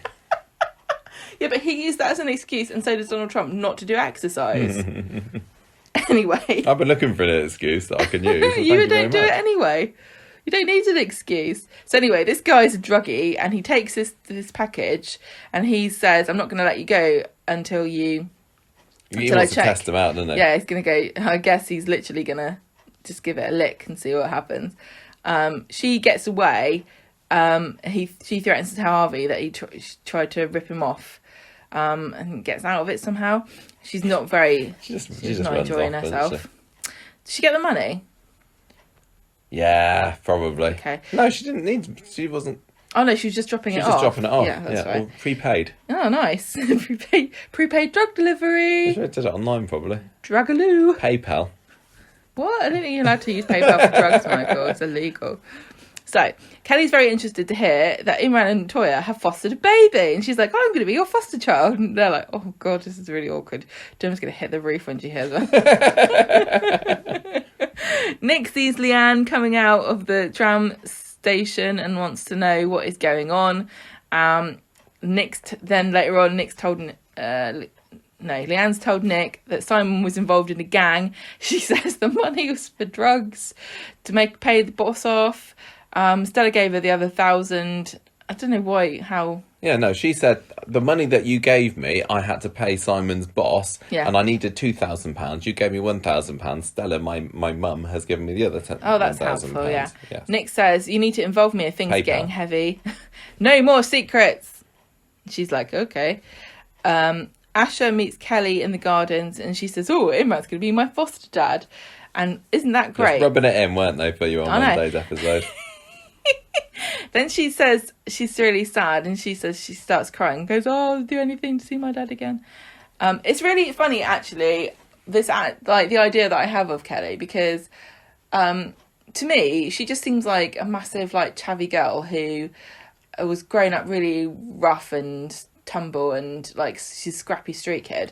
But actually, she was just like a poshy rich kid for ages, and she had no idea that her dad was a dodgy guy at all. Everyone thought he was a legitimate businessman, and I mean, her mum was a bit rough as well, but they were they were never criminal or dodgy. They were they put up a front of being quite well to do and everything. Yeah, I think she was just like a spoiled rich kid. Yeah. But she doesn't, to me, seem like a spoiled rich kid. She seems like an annoying chavvy girl who stands outside shops and harasses people. And then uploads naked pictures of their mates. I just want to remind everybody, because lots of people on our Facebook group were saying, "Oh, I don't know why people hate Kelly, she's great." And I don't think people do hate Kelly. I think it's literally just me. But she was the one who uploaded Asha's naked pictures to the Facebook, to the chat group, because she was mad at her, and everyone seems to have forgotten this and still blames Corey, but it's actually you gave a really nice reason on Facebook why you don't like Kelly, and I can't remember what it was, but I was thinking I think that's why I don't really like her. It's because she looks bored all the time. It's because she looks bored, and that's right, she looks a bit too cool for school, doesn't she? She's like, every single time she's in a scene, she's always like, oh, whatever, she always looks like she's rolling her eyes at everything. And I want to also emphasise, I genuinely think the actress, I don't know what the actress's name is. Millie Gibson, I believe. She is fantastic, because I totally believe that she is a real person, and I want to just make it clear. Yeah, I don't have a problem with her. Characters that I dislike very often, because the actors are so convincing in playing them that I get mad about them, and as though they're a real person. The same with Tim. Really don't like Tim, and I really don't like R. Kelly. But it's because they're so convincing at playing them. Kelly just looks bored all the time, and it's not because the actress is bored, is it? No. I mean, I did like that we got, a few emotional moments, like here where she was saying, "Oh, I wish I could see my dad again," but I just can't. I don't like her. No, she's just not coming across as likeable. But she's a really realistic and well-observed character, because some teen girls and boys are like that. Oh, God, life, so boring. Anyway, Leanne gets home, tells Simon that she has she wants him to quit at the Chippy, aka the drugs dealing thing. Does Chesney and Dev know about this? They should probably get a heads up. She gets a phone call. We haven't found out about who Dev's got to cover Jacob after his mysterious disappearance this week, have we? No. She gets a phone call from Harvey. He's got another delivery for her tomorrow, and he'll tell her when she's paid him back, not the other way around. So on Wednesday, Toya sees Leanne for the first time in ages. She tries to apologise for being pushy. Last time they spoke, and Leanne just wants to get to work. That was a random Toya scene, wasn't it? Yeah. Like we didn't have any Toya on Monday, did we? We didn't have any Toya on Friday. We just got literally this one scene of them meeting in the street, saying, "Hi, do you remember we had a fallout?" And Leanne saying, "I'm going inside now. I'm going to work. That was random. Speed dial time. Nick and Sam. Sorry for poor Georgia having to drive all the way up to Bristol just She doesn't work in Bristol. From Bristol, sorry, just for that one scene. Speed dial time. Sam and Nick live at the bistro. Speed dial, sorry. They are spending so much money. They must have eaten everything on the menu. Everyone is eating out at Speed Dial all the time. I'm starting to get sick of the Speed Dial set, and I actually quite liked Speed Dial before then. It was one of my favourite sets. It's all comfy and nice, and it's like lovely inside. And it's not. I don't know. Are we weird? But eating out in an Indian restaurant is not a weekly thing. No, and I know often it is different characters, I suppose, that are eating there, but it just feels like we're seeing far too much of Speed Dial at the moment. Must be something we had been complaining about the bistro, hadn't we? Yeah, I don't know. It just swung too far the other way. We've seen both sets. I don't know whether there's something intrinsically easier to film or socially distance in Speed Dial than the bistro. Don't know. Well, we know that in Speed Dial they can move the chairs and everything about because it's all on wheels, isn't it? Well, you can surely do the same thing in the bistro. Oh yeah, maybe, I don't know, but maybe it's because of all the panels and stuff, so they kind of like make a shield almost. I don't know. Anyway, it's going there too much, but I'm sure Alia and Yasmin don't mind. Yeah, but it's great for Yasmin's debts, isn't it? So that Sam and Nick are there. Simon comes in and he's like, "Hey, sorry about that drug dealing stuff." And Sam's like, "Okay, don't worry about it." And Leanne shows up at Speed Dial and she has a moment with Nick. Friday, Natasha comes back and she says, "Come on then, Nick, get out of my house. I've got in the nicest to possible move back, please." And Sam's like, "Oh."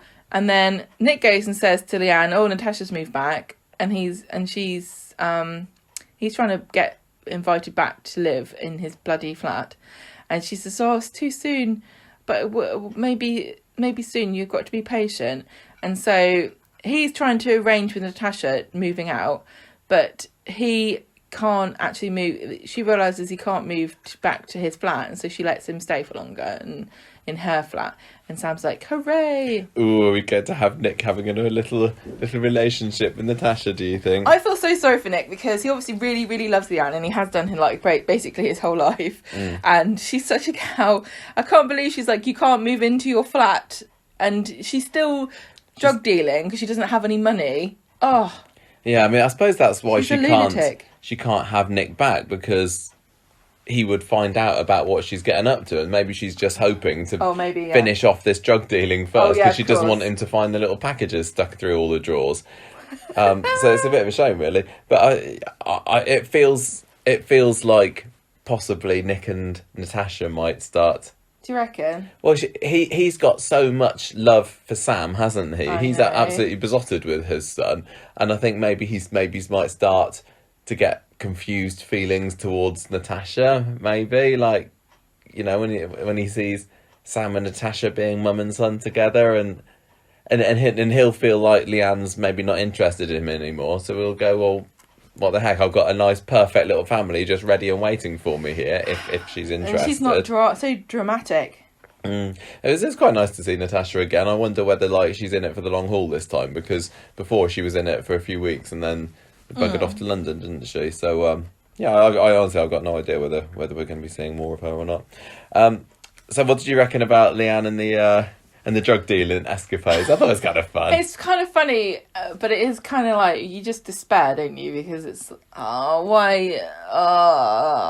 The fact that she thought that after one delivery he'd go, "Okay, I will wipe the slate clean now." That was pretty naive, and as we say, she has been involved with this kind of person before. 20 years ago, you'd have thought that she'd have wised up to their tricks, and it still hasn't been mentioned yet on Coronation Street. Maybe if she tells Toya at some point. I don't know. Well, she needs to have more than a fleeting scene with her in the middle of the street. I don't know what's going on there. I found it kind of interesting that. What do I find interesting? I'm lying. There is something possibly quite interesting with the fact that Kelly knows that Simon was the one that sold the drugs, and Kelly might end up being Toya and Imran's daughter, in inverted commas, and Simon is Leanne's daughter, and is that going to cause more friction between Leanne and Toya or something? You know, I don't know. I guess there's some potential drama there. But it seems like Kelly is not going to dob Simon in. She seems to have forgiven him, but, you know, she might still do if he winds her up or something sometime. I don't know. What do you... So how are you feeling now about the seemingly inescapable prospect of R. Kelly being fostered by Toya and Leanne, because Toya and Imran? Because obviously all you need to do if you want to be fostered by someone is you ask them, and then they say, okay, I choose you. Yeah, I don't really know whether that's how fostering works. No, I don't know. And I wonder whether the social services or the foster people or whoever it is might see some kind of problem with the fact that, you know, he thinks her dad is a murderer and killed his sister. If they do any kind of background check, they might realise that could cause a bit of friction in the family. Yeah. And also, I'm sure that they would say, "Oh no, it's fine." And then, I love the fact that she was like, "Oh, you think my dad's a murderer? I don't like you." And he's like, "No, I don't have a problem with you. It's just your dad." And she's like, "Great, be my foster dad." Yeah. Like, I don't think I'd be comfortable. She got over it quite quickly. Yeah. Not only do I'm fine and you can be my lawyer, it's like... Yeah, be my dad as well. Yeah. It's not like he said, "No, I don't think your dad is She's a murderer." She's going to be carving little... He literally said, "No, yeah, I don't think I think he's a murderer." She's going to be carving little gold statues of Imran next, won't she? What does that mean? Well, she's gone from hating him to accepting him as a lawyer to wanting to be the dad, and now he's going to be the idol. Mm-hmm. So, I made this prediction in the beginning of year prediction shows that they would foster her. I've kind of got resigned to it. I do kind of want to like Kelly, because I don't ever enjoy disliking characters, and if anything could make me like her, it's maybe mixing them up in there. I'm happy that it could actually give Toya and Imran a story. It's felt very odd that this week Toya doesn't seem to know this idea, and I'm assuming that that Imran has gone home and told her, but we haven't seen her reaction to it, which is, you know, it's quite a big deal, isn't it, becoming a foster mother? They wanted to adopt a child or a baby, not adopt, but foster. That was so cute at Christmas. I really wanted them to have a little baby together. Well, I mean, you said a few weeks ago that you were, you know, counting down for Kelly to turn 18 so that she wouldn't have to be fostered. But I mean, even if it does happen, you know, it's only going to be for a maximum of 2 years, isn't it, before she moves out and flies the nest. Do you not think also that there's going to be a more kind of financial obligation, or you would, like, if you were a foster parent and you had a kid that age and they came to you and you sort of looked after them for 2 years, and then they, you know, suddenly at the age of 18, you would feel really weird be like, okay, bye. You'd want to set them up and help them out, and I hope that Imran and Toya, you know, if they're going to get her to, because Kelly obviously, to me, seems like she's going to be quite an important character in the coming months, because they're doing this, you know, the big thing with the teen storyline and everything, and they would have got rid of her if they didn't want to use her. I just hope that it means that we get to hear more of Imran and Toya's side of things, and it's not literally just, you know, a place to crash for Kelly. Yeah. I think do we get to find out what it's like to be a foster parent? Is this a fostering story, or is it just... No, it's just like who's going to be our new roommate. Yeah. That's how it feels. The other thing is, the disappointing thing about it is that we're not going to get a new character for Imran and Toya to foster, and they're not going to be able to foster anybody else while she's there. No, they could, because I mean, Kelly's foster parents have. I don't think they will. Have got a new foster kid, so they could. Yeah, but I don't think they necessarily will. But they still could if they wanted them to. But I mean, on the whole, Coronation Street has had a fairly decent track record with foster children. They've had Sharon, really they've had Jenny, they've had how much Wayne, they featured fostering on the show, to be honest. Yeah. Anyway, I live in hope that this could be good, and I've resigned myself to the fact that she's going to be moving in. Just got to give in, haven't we? I think we do. Yeah, but they need to show some of Toy's reaction to it or something, because it's felt like a weird idea, like a little possibility that was shot out there in the middle of this week, and then I mean, there are they pros didn't and do cons, anything aren't with there, it. of fostering a teenager over a kid, because they're very self-sufficient, and you wouldn't need to watch them all the time. But on the other hand, they can get into a lot of worse stuff, and you can't kind of help to mould their life in the same way as you would do if it was a child. I mean, the other thing, of course, with Kelly moving in with them is that it provides a very easy vehicle for Gary's eventual comeuppance, or the reveal that he bashed Rick Neelan's brains in, and that little lingering plot thread has been hanging for nearly 2 years now, hasn't it? Is it 2 years or is it 3 years? I think it's 2. And so if Imran, who wants to take Rick Neelan down, and Kelly, he thinks that Rick Neelan was the main sister. Yeah, he thinks that he was the one that got Gary to do a dodgy roof or something. He blames him basically for Rana's death, and so there's going to be some kind of investigating. And Kelly, I think when it comes out that Gary is the murderer killer, it was self-defense. Kelly's going to want Gary dead. Imran's going to want Gary dead. He's going to have to apologise. So, maybe Gemma's distracting me by putting on a gardening glove and making silly Sorry. silly I've got these new gardening expressions gloves to with the branches cat. on them. They're very cute. So there's a potential of that anyway. So, it could bring a conclusion to it at last. Happy ever after. I'm just waiting for Toya to find something in Kelly that really makes her want to grab her and foster her. Like how we've had Alina's really into cars and dogs, so that's why Tyrone fancies her. So what's Kelly gonna reveal about herself that really makes Toya? I love floral dresses. Yeah. I also And like living turkeys. up trees, and I'm a vegan or vegetarian. Yes. Yeah. Toya's not a vegan, she said. She is not. Right. I really love aubergines. I like vegetable lasagna. Yeah, if she says my favourite dish is veggie lasagna. Oh my god, I can't believe you guys have made veggie lasagna. It's my favourite. And Toya and Imran look at each other like... That's it. That's the one. Welcome home, my sweet baby child. Right, Abby Ever After, as you were saying. Abby's wedding story, which feels to me a bit like a weird tacked-on storyline of the week. Is it my go? It's your go to talk about this. So, Abby's having a week off, and she thinks she's going to just veg out with her lasagna. But Kevin says, you got to organise this wedding, because I don't care. And I've enlisted Sally to help you. And Abby's not happy about this at all. She should just be grateful it's not Mary, because Mary's got a folder. I know. See, she should be grateful it's not Michelle. Oh my God.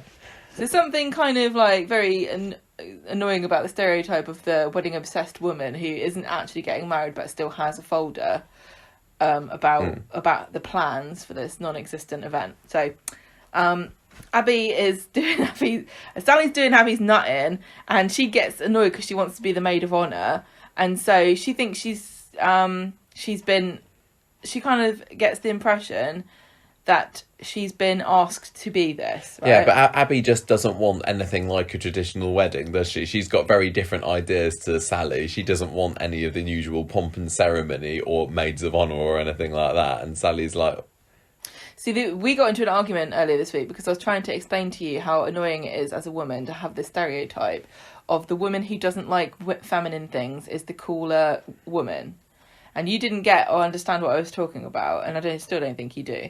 But there's definitely the stereotype of if you're a girl but you're more into masculine things and you don't prize or value traditionally feminine things, you're always the coolest one. So Abby all this week was the coolest woman of the street because she was above all of the frivolity. Yeah, but I was saying that doesn't necessarily mean that the most desirable women are the ones that show masculine traits, because lots of men like women who show very feminine traits. I know, because you didn't understand what I was trying to tell you.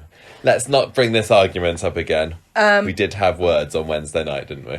Yes, we did, because I this is not something that I've made up in my brain. This is a fact. So anyway, she Abby goes and has to go at Kevin for getting Sally involved, and she's like, I don't even want her to be my maid of honour. I don't even want one at all. So Abby, Fizz, and Jenny are talking about this, and Abby is trying to build up the courage to tell Sally that about her true feelings. And so in speed dial, she finally tells Sally she doesn't want her to be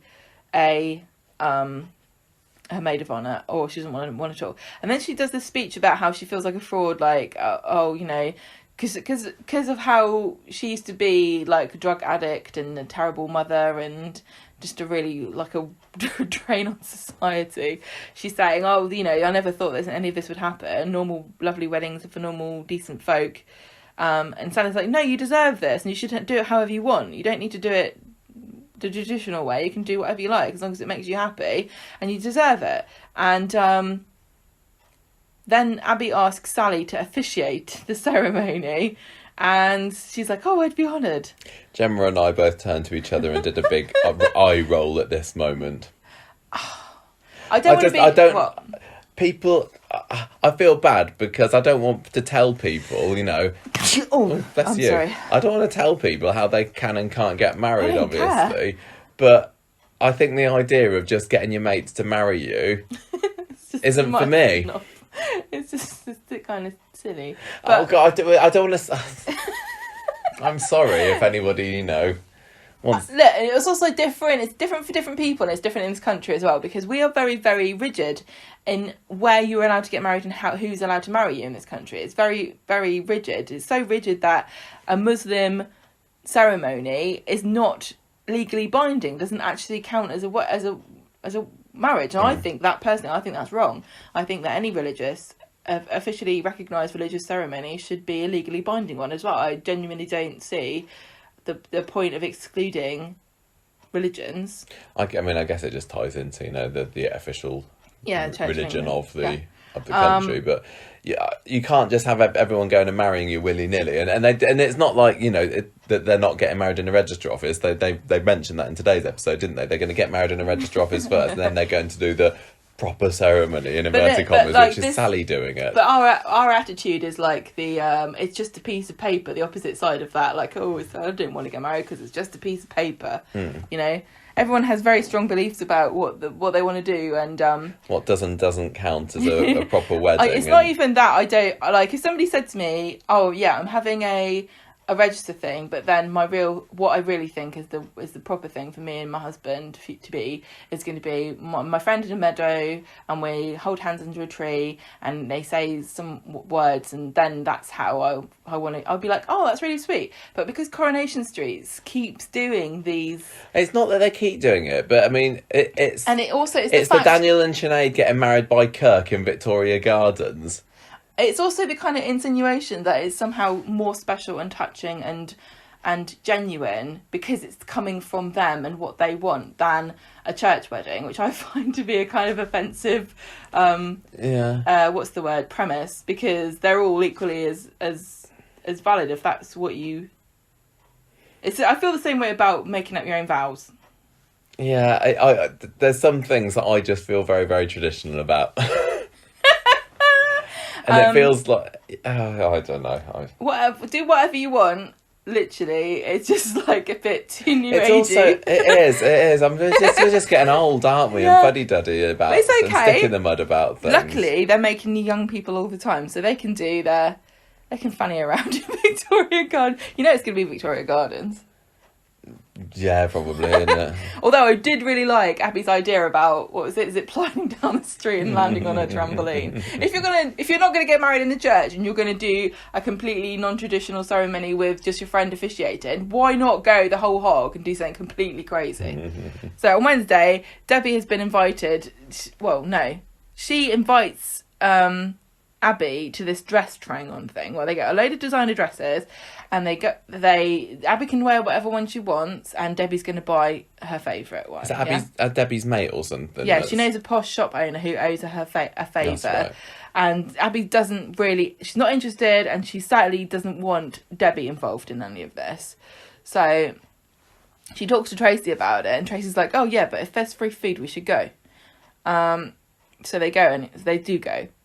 and Sally's there already trying on dresses, and it's just a kind of excuse.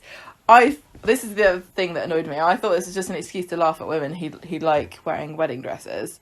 I thought that this was one of my, if not the highlight of the weeks, these scenes. But this I is, thought can you not these were see how brilliant. it's frustrating to be a woman, okay, and live in a society where you're expected to like and want to get married and wear a dress, and you're expected to do all these things, and then when you get really into it, it's like you're the figure of fun because you're taking it too seriously. Oh, only sometimes, because it's not like they don't show wedding scenes on Coronation Street with excited brides, you know, who are not made fun of. Sally was being a bit silly. I'm just trying to explain how I feel about it. Yeah, whereas I didn't think it deeply at all. I just saw like some of my favourite characters on Coronation Street getting together, getting to dress up in cool outfits. That thing that Debbie was wearing in the second scene where she had the big... I don't even know what it was. Man. Yeah, she did, like, the big armbands around her wrists. I thought that she looked... They were around the top of her... They were around the top of her upper arm. Were they? Because they were attached to the bodice. She looked like she just stepped off the stage of doing her Mamma Mia ABBA tribute show, didn't she? Yeah. I thought that she looked awesome in that. I really, really, really loved all those scenes. I loved... It was funny, I just couldn't... I have all these hang-ups about things, and it was funny, but it was also kind of annoying to see Abby doing the robot dance going... Haha, girls that like dresses are stupid and dumb. It was funny, but it's interconnected to lots of things that are kind of misogynistic, in my opinion. Yeah, I mean, I think personally, also as a girl who, when I was a teenager, I rejected a lot of feminine things because I thought that would make me more cool and popular, and I wasted a lot of my life trying to look down on things that I actually did like because I didn't think it was cool to be a girl. And I don't think that that's an unfamiliar experience to lots of other girls. Yeah, I mean, your past experiences will always affect how you view certain stories and characters. And it's a bit like Kelly as well. One of the reasons you say you don't like Kelly is because she was one that reminds me of horrible cowgirls at your school. Cowgirls. Yeah, so this was a funny... it was a funny scene, but I thought it was silly once. It was nice seeing them in different dresses because I like to see the wedding dresses. Yeah, and I don't usually care about that. I just thought that Debbie parading around looking like she was having the time of her life. Sally grated on me a little bit. Abby I thought was brilliant, but Debbie she just won the week for me just with her. They all look great. Loving it. Yeah, so Abby's obviously very uncomfortable and she's not enjoying. And, obviously, if this isn't for you, you're not going to like it. And it doesn't have to be for everybody. I don't want anyone to get the impression that I'm saying that all women should like wedding dresses. And no, I thought this was all very in character for Abby. This is why I thought it was weird the week before when she was getting super invested in wedding stuff. She likes the idea of being married to Kev for some reason. But this is why maybe I took it a bit personally because I know that Abby's the coolest woman on the street, right?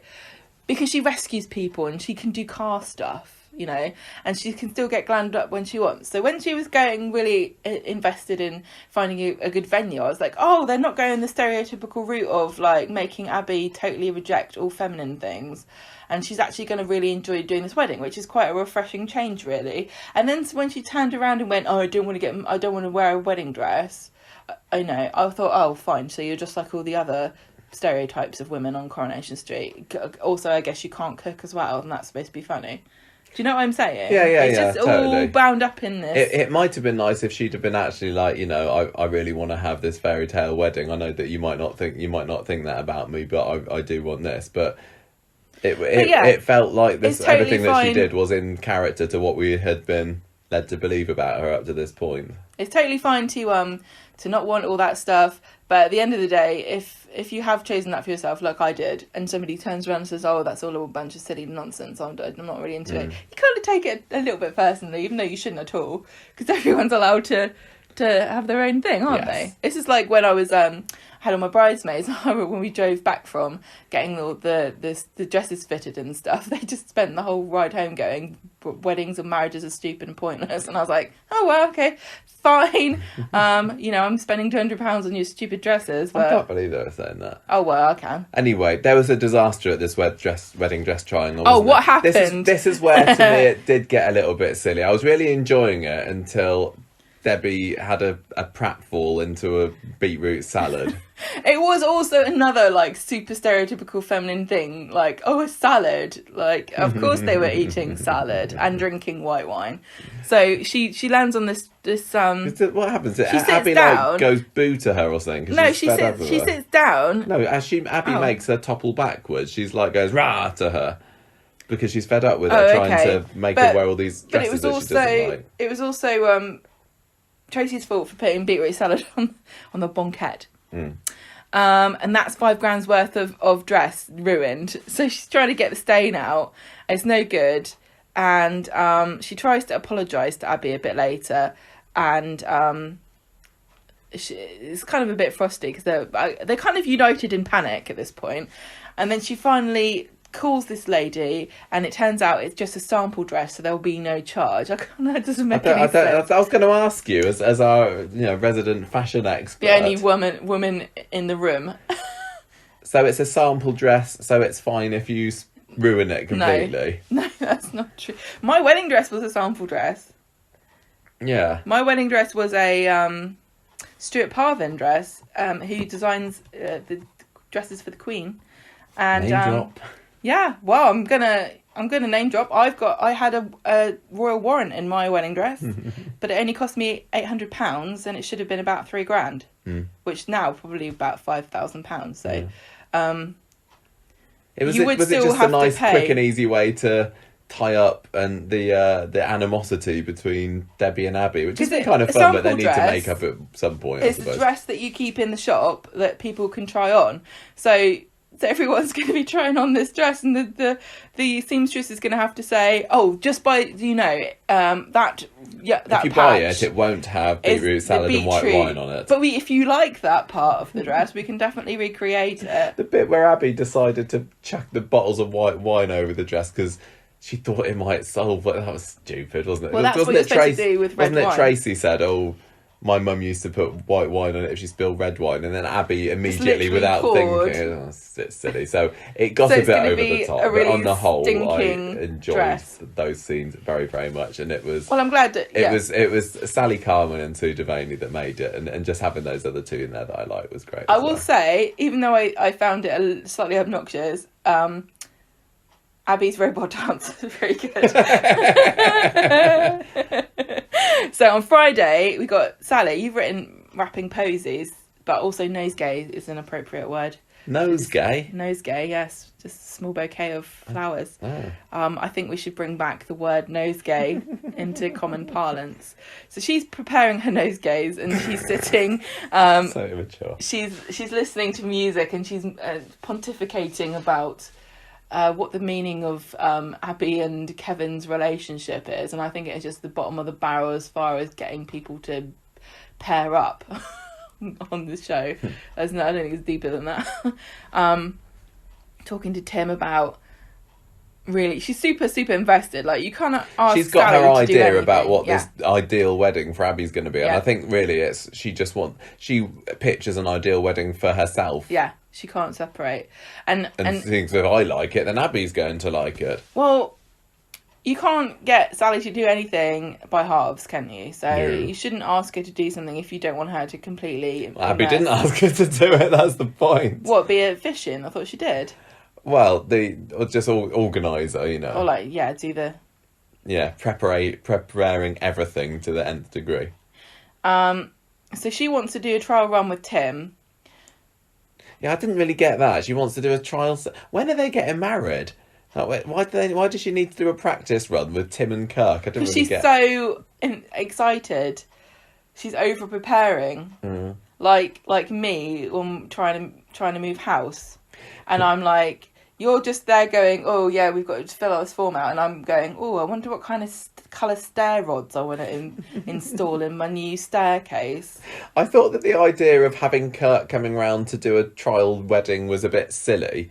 When Tim was like, who are they going to get to play Sal? Knock, knock, knock. Hello, it's me, Kirk. Oh, for heaven's sake. And then they didn't actually do it. They didn't show it.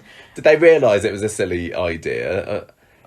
I don't know, so but are we supposed to be imagining it in our heads and just laughing about that, and then Coronation 6, we don't need to write and film those things, they'll imagine it. It would have been, they could have... they could... I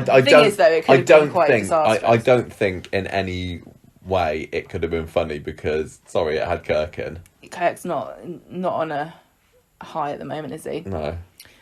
Now, we had another demonstration as to why Tim is the worst character on the street here, because he gets mad when he finds out he's not Kev's best man, because he's asked Tyrone. Yeah, so they go back, you know, family values, Tyrone. Yeah, also, like, they've got history. Yeah. Yeah, that we did we bring up the Kevin and Molly affair last week in the podcast when it looked like this was happening? But... So, if you haven't watched the show for years and years and years, you might not know, but Kevin had an affair with Tyrone's girlfriend. Wife, yes. So, I don't think he's I probably would be mad if I was Tim. Why have you picked the guy that you cheated on his wife with to be your best man? Is that not a bad luck omen or something?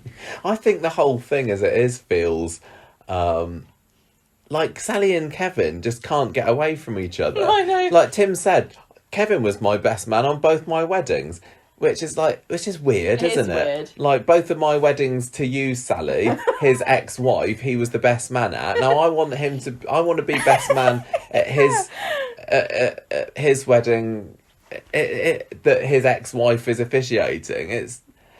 They just need to put Kevin and Sally back together and be done with it. Really, it's not healthy. It's nice that divorced couples can still be friends and everything, but it's just a bit creepy. Really. If you can't describe a wedding in Coronation Street in the same way that you would put a scandalous, like trashy magazine headline, there's no point doing it. Like my. What would it be? It's too complicated. My ex-wife's husband's brother's sister, who's also a goat, is officiating my zipline wedding. Yeah. I really want them to zipline now. Now they've promised me. It's much nicer than standing in Victoria Gardens going, I can't wait to this finish. I can get myself a nice Costa. Yeah, no, to me it does just feel really weird how Kevin can't leave Sally alone. Basically. It's creepy. Do you not also think that Coronation... Do you remember back that time when Hollywood seemed to just have the same movie twice? Like Ants and a Bug's Life and Dante's Peak and all that stuff. And it feels like they're doing that with Coronation Street storylines, because you've got 2 weddings going on. You've got sick kids all over the place on ventilators. Do you know what I mean? Yeah. People dying of cancer. Well, we're around about the stage where Coronation Street stopped filming for 2 weeks, so they could wave their magic wand and magically fix it. But I thought that was all right this week. I feel a bit bad for some of the viewers that are saying, but when exactly did they stop filming? Because it's when like I read that, people are hoping that they're thinking when they hit like this. Yeah, when they hit that stage, it's going to magically instantly get better afterwards. I don't know what they did during that 2 weeks. I don't know what it was for. It might have been just for reapplying the one-way sign paint around the Coronation Street studios. They definitely didn't say we're stopping because we're fed up with this and it's crap. No. Not that they ever would say that. I think people who are not really enjoying Coronation Street at the moment are saying, well, it's obviously weird. It's obviously, poor episodes at the moment, and Coronation Street must have realised how bad it is, so they stopped filming for 2 weeks. I don't think that's the case at all. So, anyway, Tim's mad. He wants to be in the wedding, and then they work out that he's mad, and so Sally asks Abby if he can do something, and so they ask him to be the chief usher, and he's like, who's I'm going to be in charge of? And they're like, you could be in charge of Seb. And he gets really chuffed and runs away. Yeah. Hooray. Right, trolling story, whatever we're calling it. This was weird, wasn't it? Cathy getting, a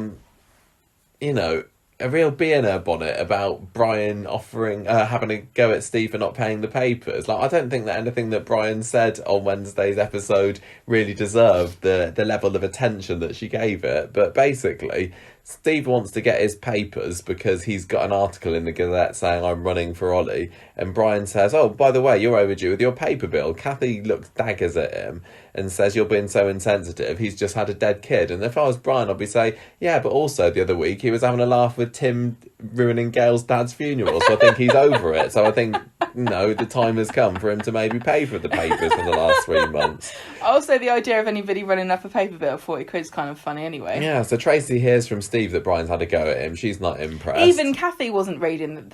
Brian and Cathy were both reading the same article, and he was reading it in the paper, which he didn't pay for because he owns a paper shop, and she was reading it on her phone. Yeah. Sorry. Anyway, so Cathy just spends the episode having a go at Brian, and she decides that she's going to pay Steve's paper bill off for him. And then she goes and bangs on about it to Fizz. She's got nothing going on in her life, has she, Cathy? Poor Cathy never has any stories, and as soon as she gets, a snifter of something scandalous, she just goes around and tells everybody about it. So Cathy catches Tracy later and says, right, I paid the papers, sorry about my insensitive oaf of a husband. I've got some ideas about fundraising projects that we could do maybe. And Tracy's like, no, I'm not interested. My family is not your guilt project. So Friday, Cathy sees this fundraising article in the paper and starts moaning about Tracy again.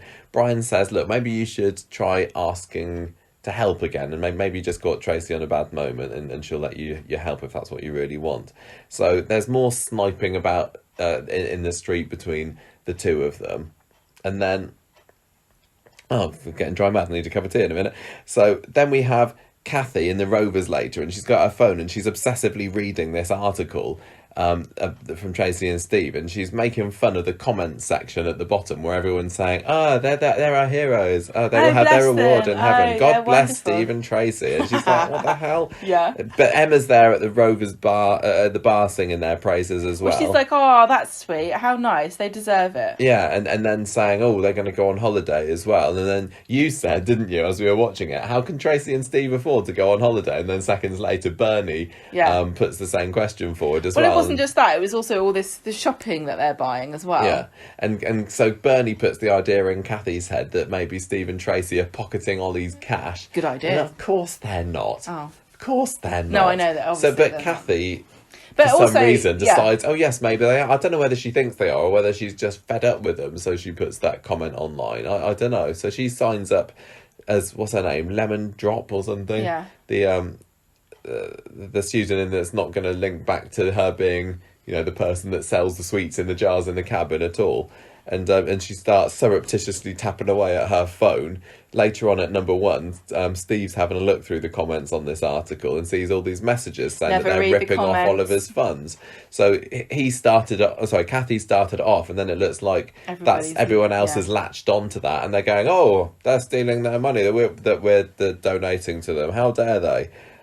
Amy gets riled up about this and vows revenge on this Lemon Drop, whoever it is that started it all. And Cathy feels guilty when she sees Amy, I think, telling Asher on the phone that she's that Steve and Tracy been upset by this.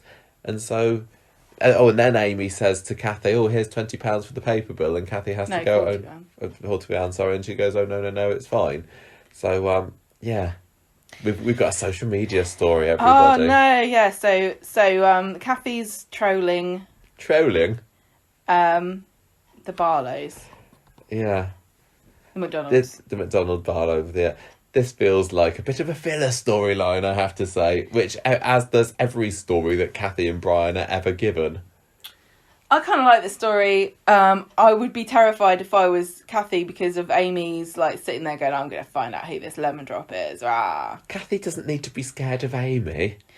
No, but if she gets outed, she's going to be shunned, isn't she? There's no way there isn't any way really that Amy could track this back to Cathy unless Cathy accidentally lets it slip, is there?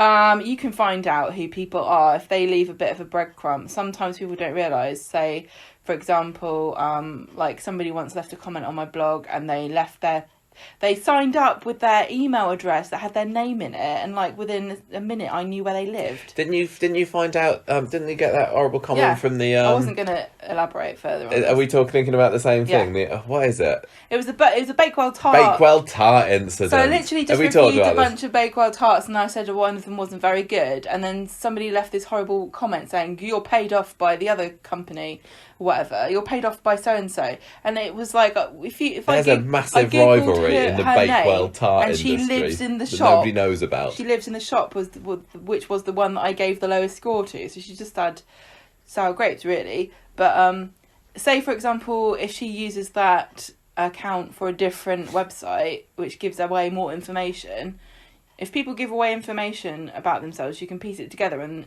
that's why you shouldn't really use the same username for everything. I think it's just going to be a bit clunky, like Amy's going to be in the cabin and somebody's going to buy some lemon drops and Amy will go, oh, hang on a minute. Cathy will go, oh, they're my favourites. Yeah, or something like that. Like the same way that you guessed the password on the third attempt. Yeah, and what's going to be the lesson that Cathy will learn? Be careful before you press that send button online. It's going to feel a little bit like, a Key Stage 2 e-safety lesson. Is it?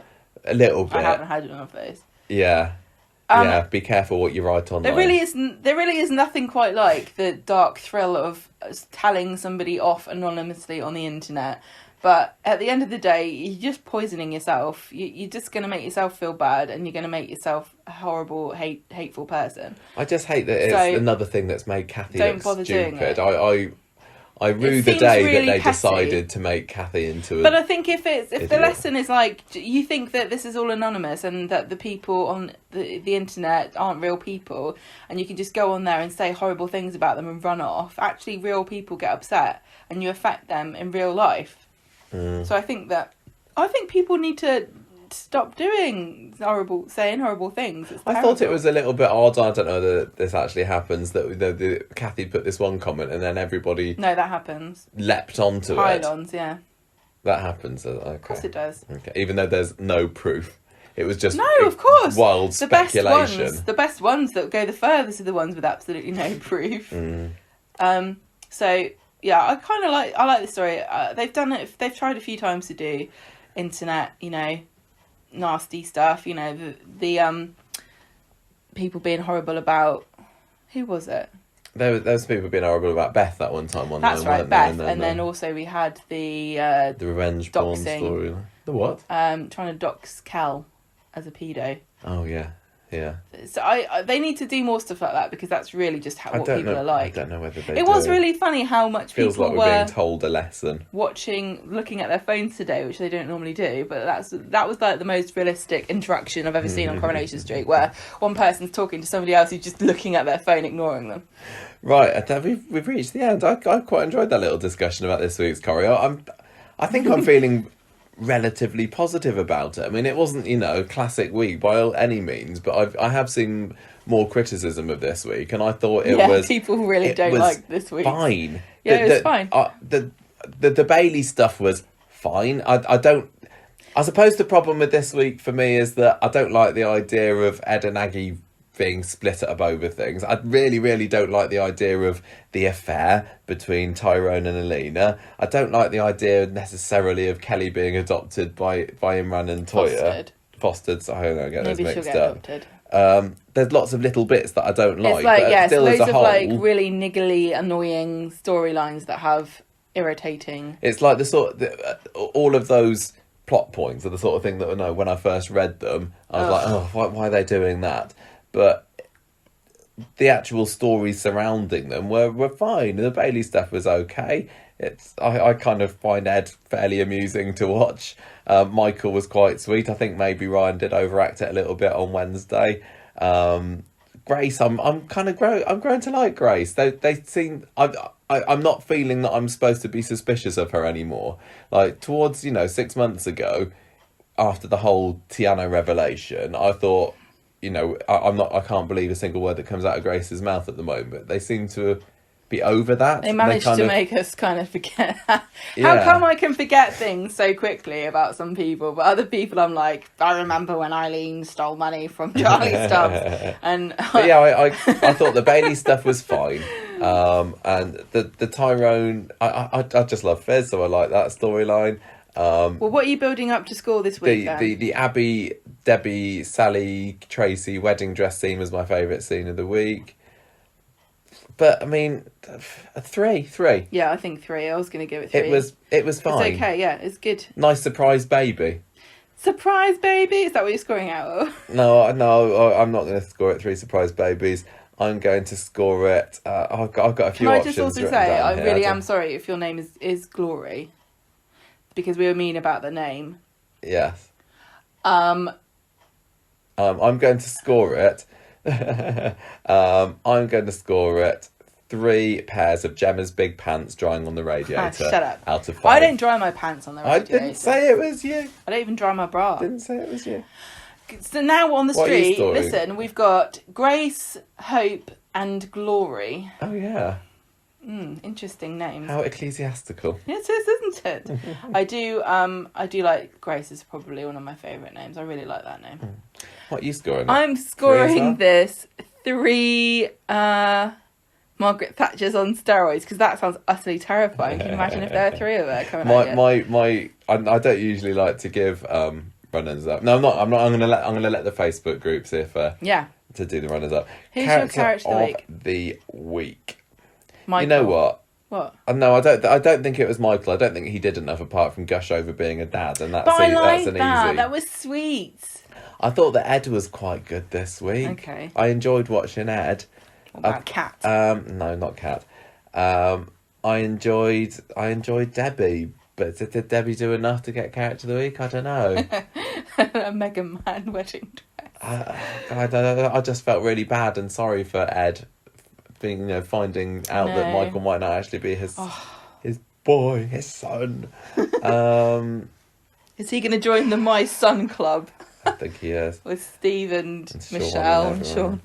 I'm going to give And the Leanne. character of the week to Blum, blum, blum, who are you blum, giving blum. it to? I'm going to give it to Michael because I thought it was so sweet and I really love him, and I'm upset for him that he might have this. I know that this is not going to happen. He's going to find out. Otherwise, it's not going to be dramatic enough. But I would wish that if this was a real life situation, they would find out who is the father before they let him know about this, because it's going to be devastating if he doesn't know who his dad is. I know. But that's obviously now what they're going to do, isn't it? Because it's the most dramatic way of telling the story. Yeah. Gosh, Grace, I really Grace can't did decide. a lot of acting, No, didn't it's she? not. I'm going between Ed and Debbie at the moment, and I think it's going to be. Shipping, they're called Eddie. Oh, I can't decide. Ebby. Stop it. I need to think about this. I should have thought It's about really this not before. that- Debbie didn't really do very much this week. I'm going to go for Ed. Yeah, I'm okay. giving it for Ed this week. Wow. I quite like it. Bailey, what's the word? Across the board. Yeah, I know. I mean, Ed's not usually one of my favourite characters, but I thought it was good this week, and I know he's got his detractors, but I do quite like enjoy him. watching him. So, Glory Bailey, or is it Glory Vickers? Glory Vickers. That sounds like Glory Knickers, doesn't it? Glory Bailey Is also that crotchless sounds. panties? What's the word when? Or beaded panties. What's the word when something doesn't quite rhyme, but it almost does? Near rhyme. No, is it called Ala? I don't know. Why? Alala. Because Glory Bailey sounds like it almost rhymes, but it doesn't. Do you know what I'm saying? Kind of. Right, we're done.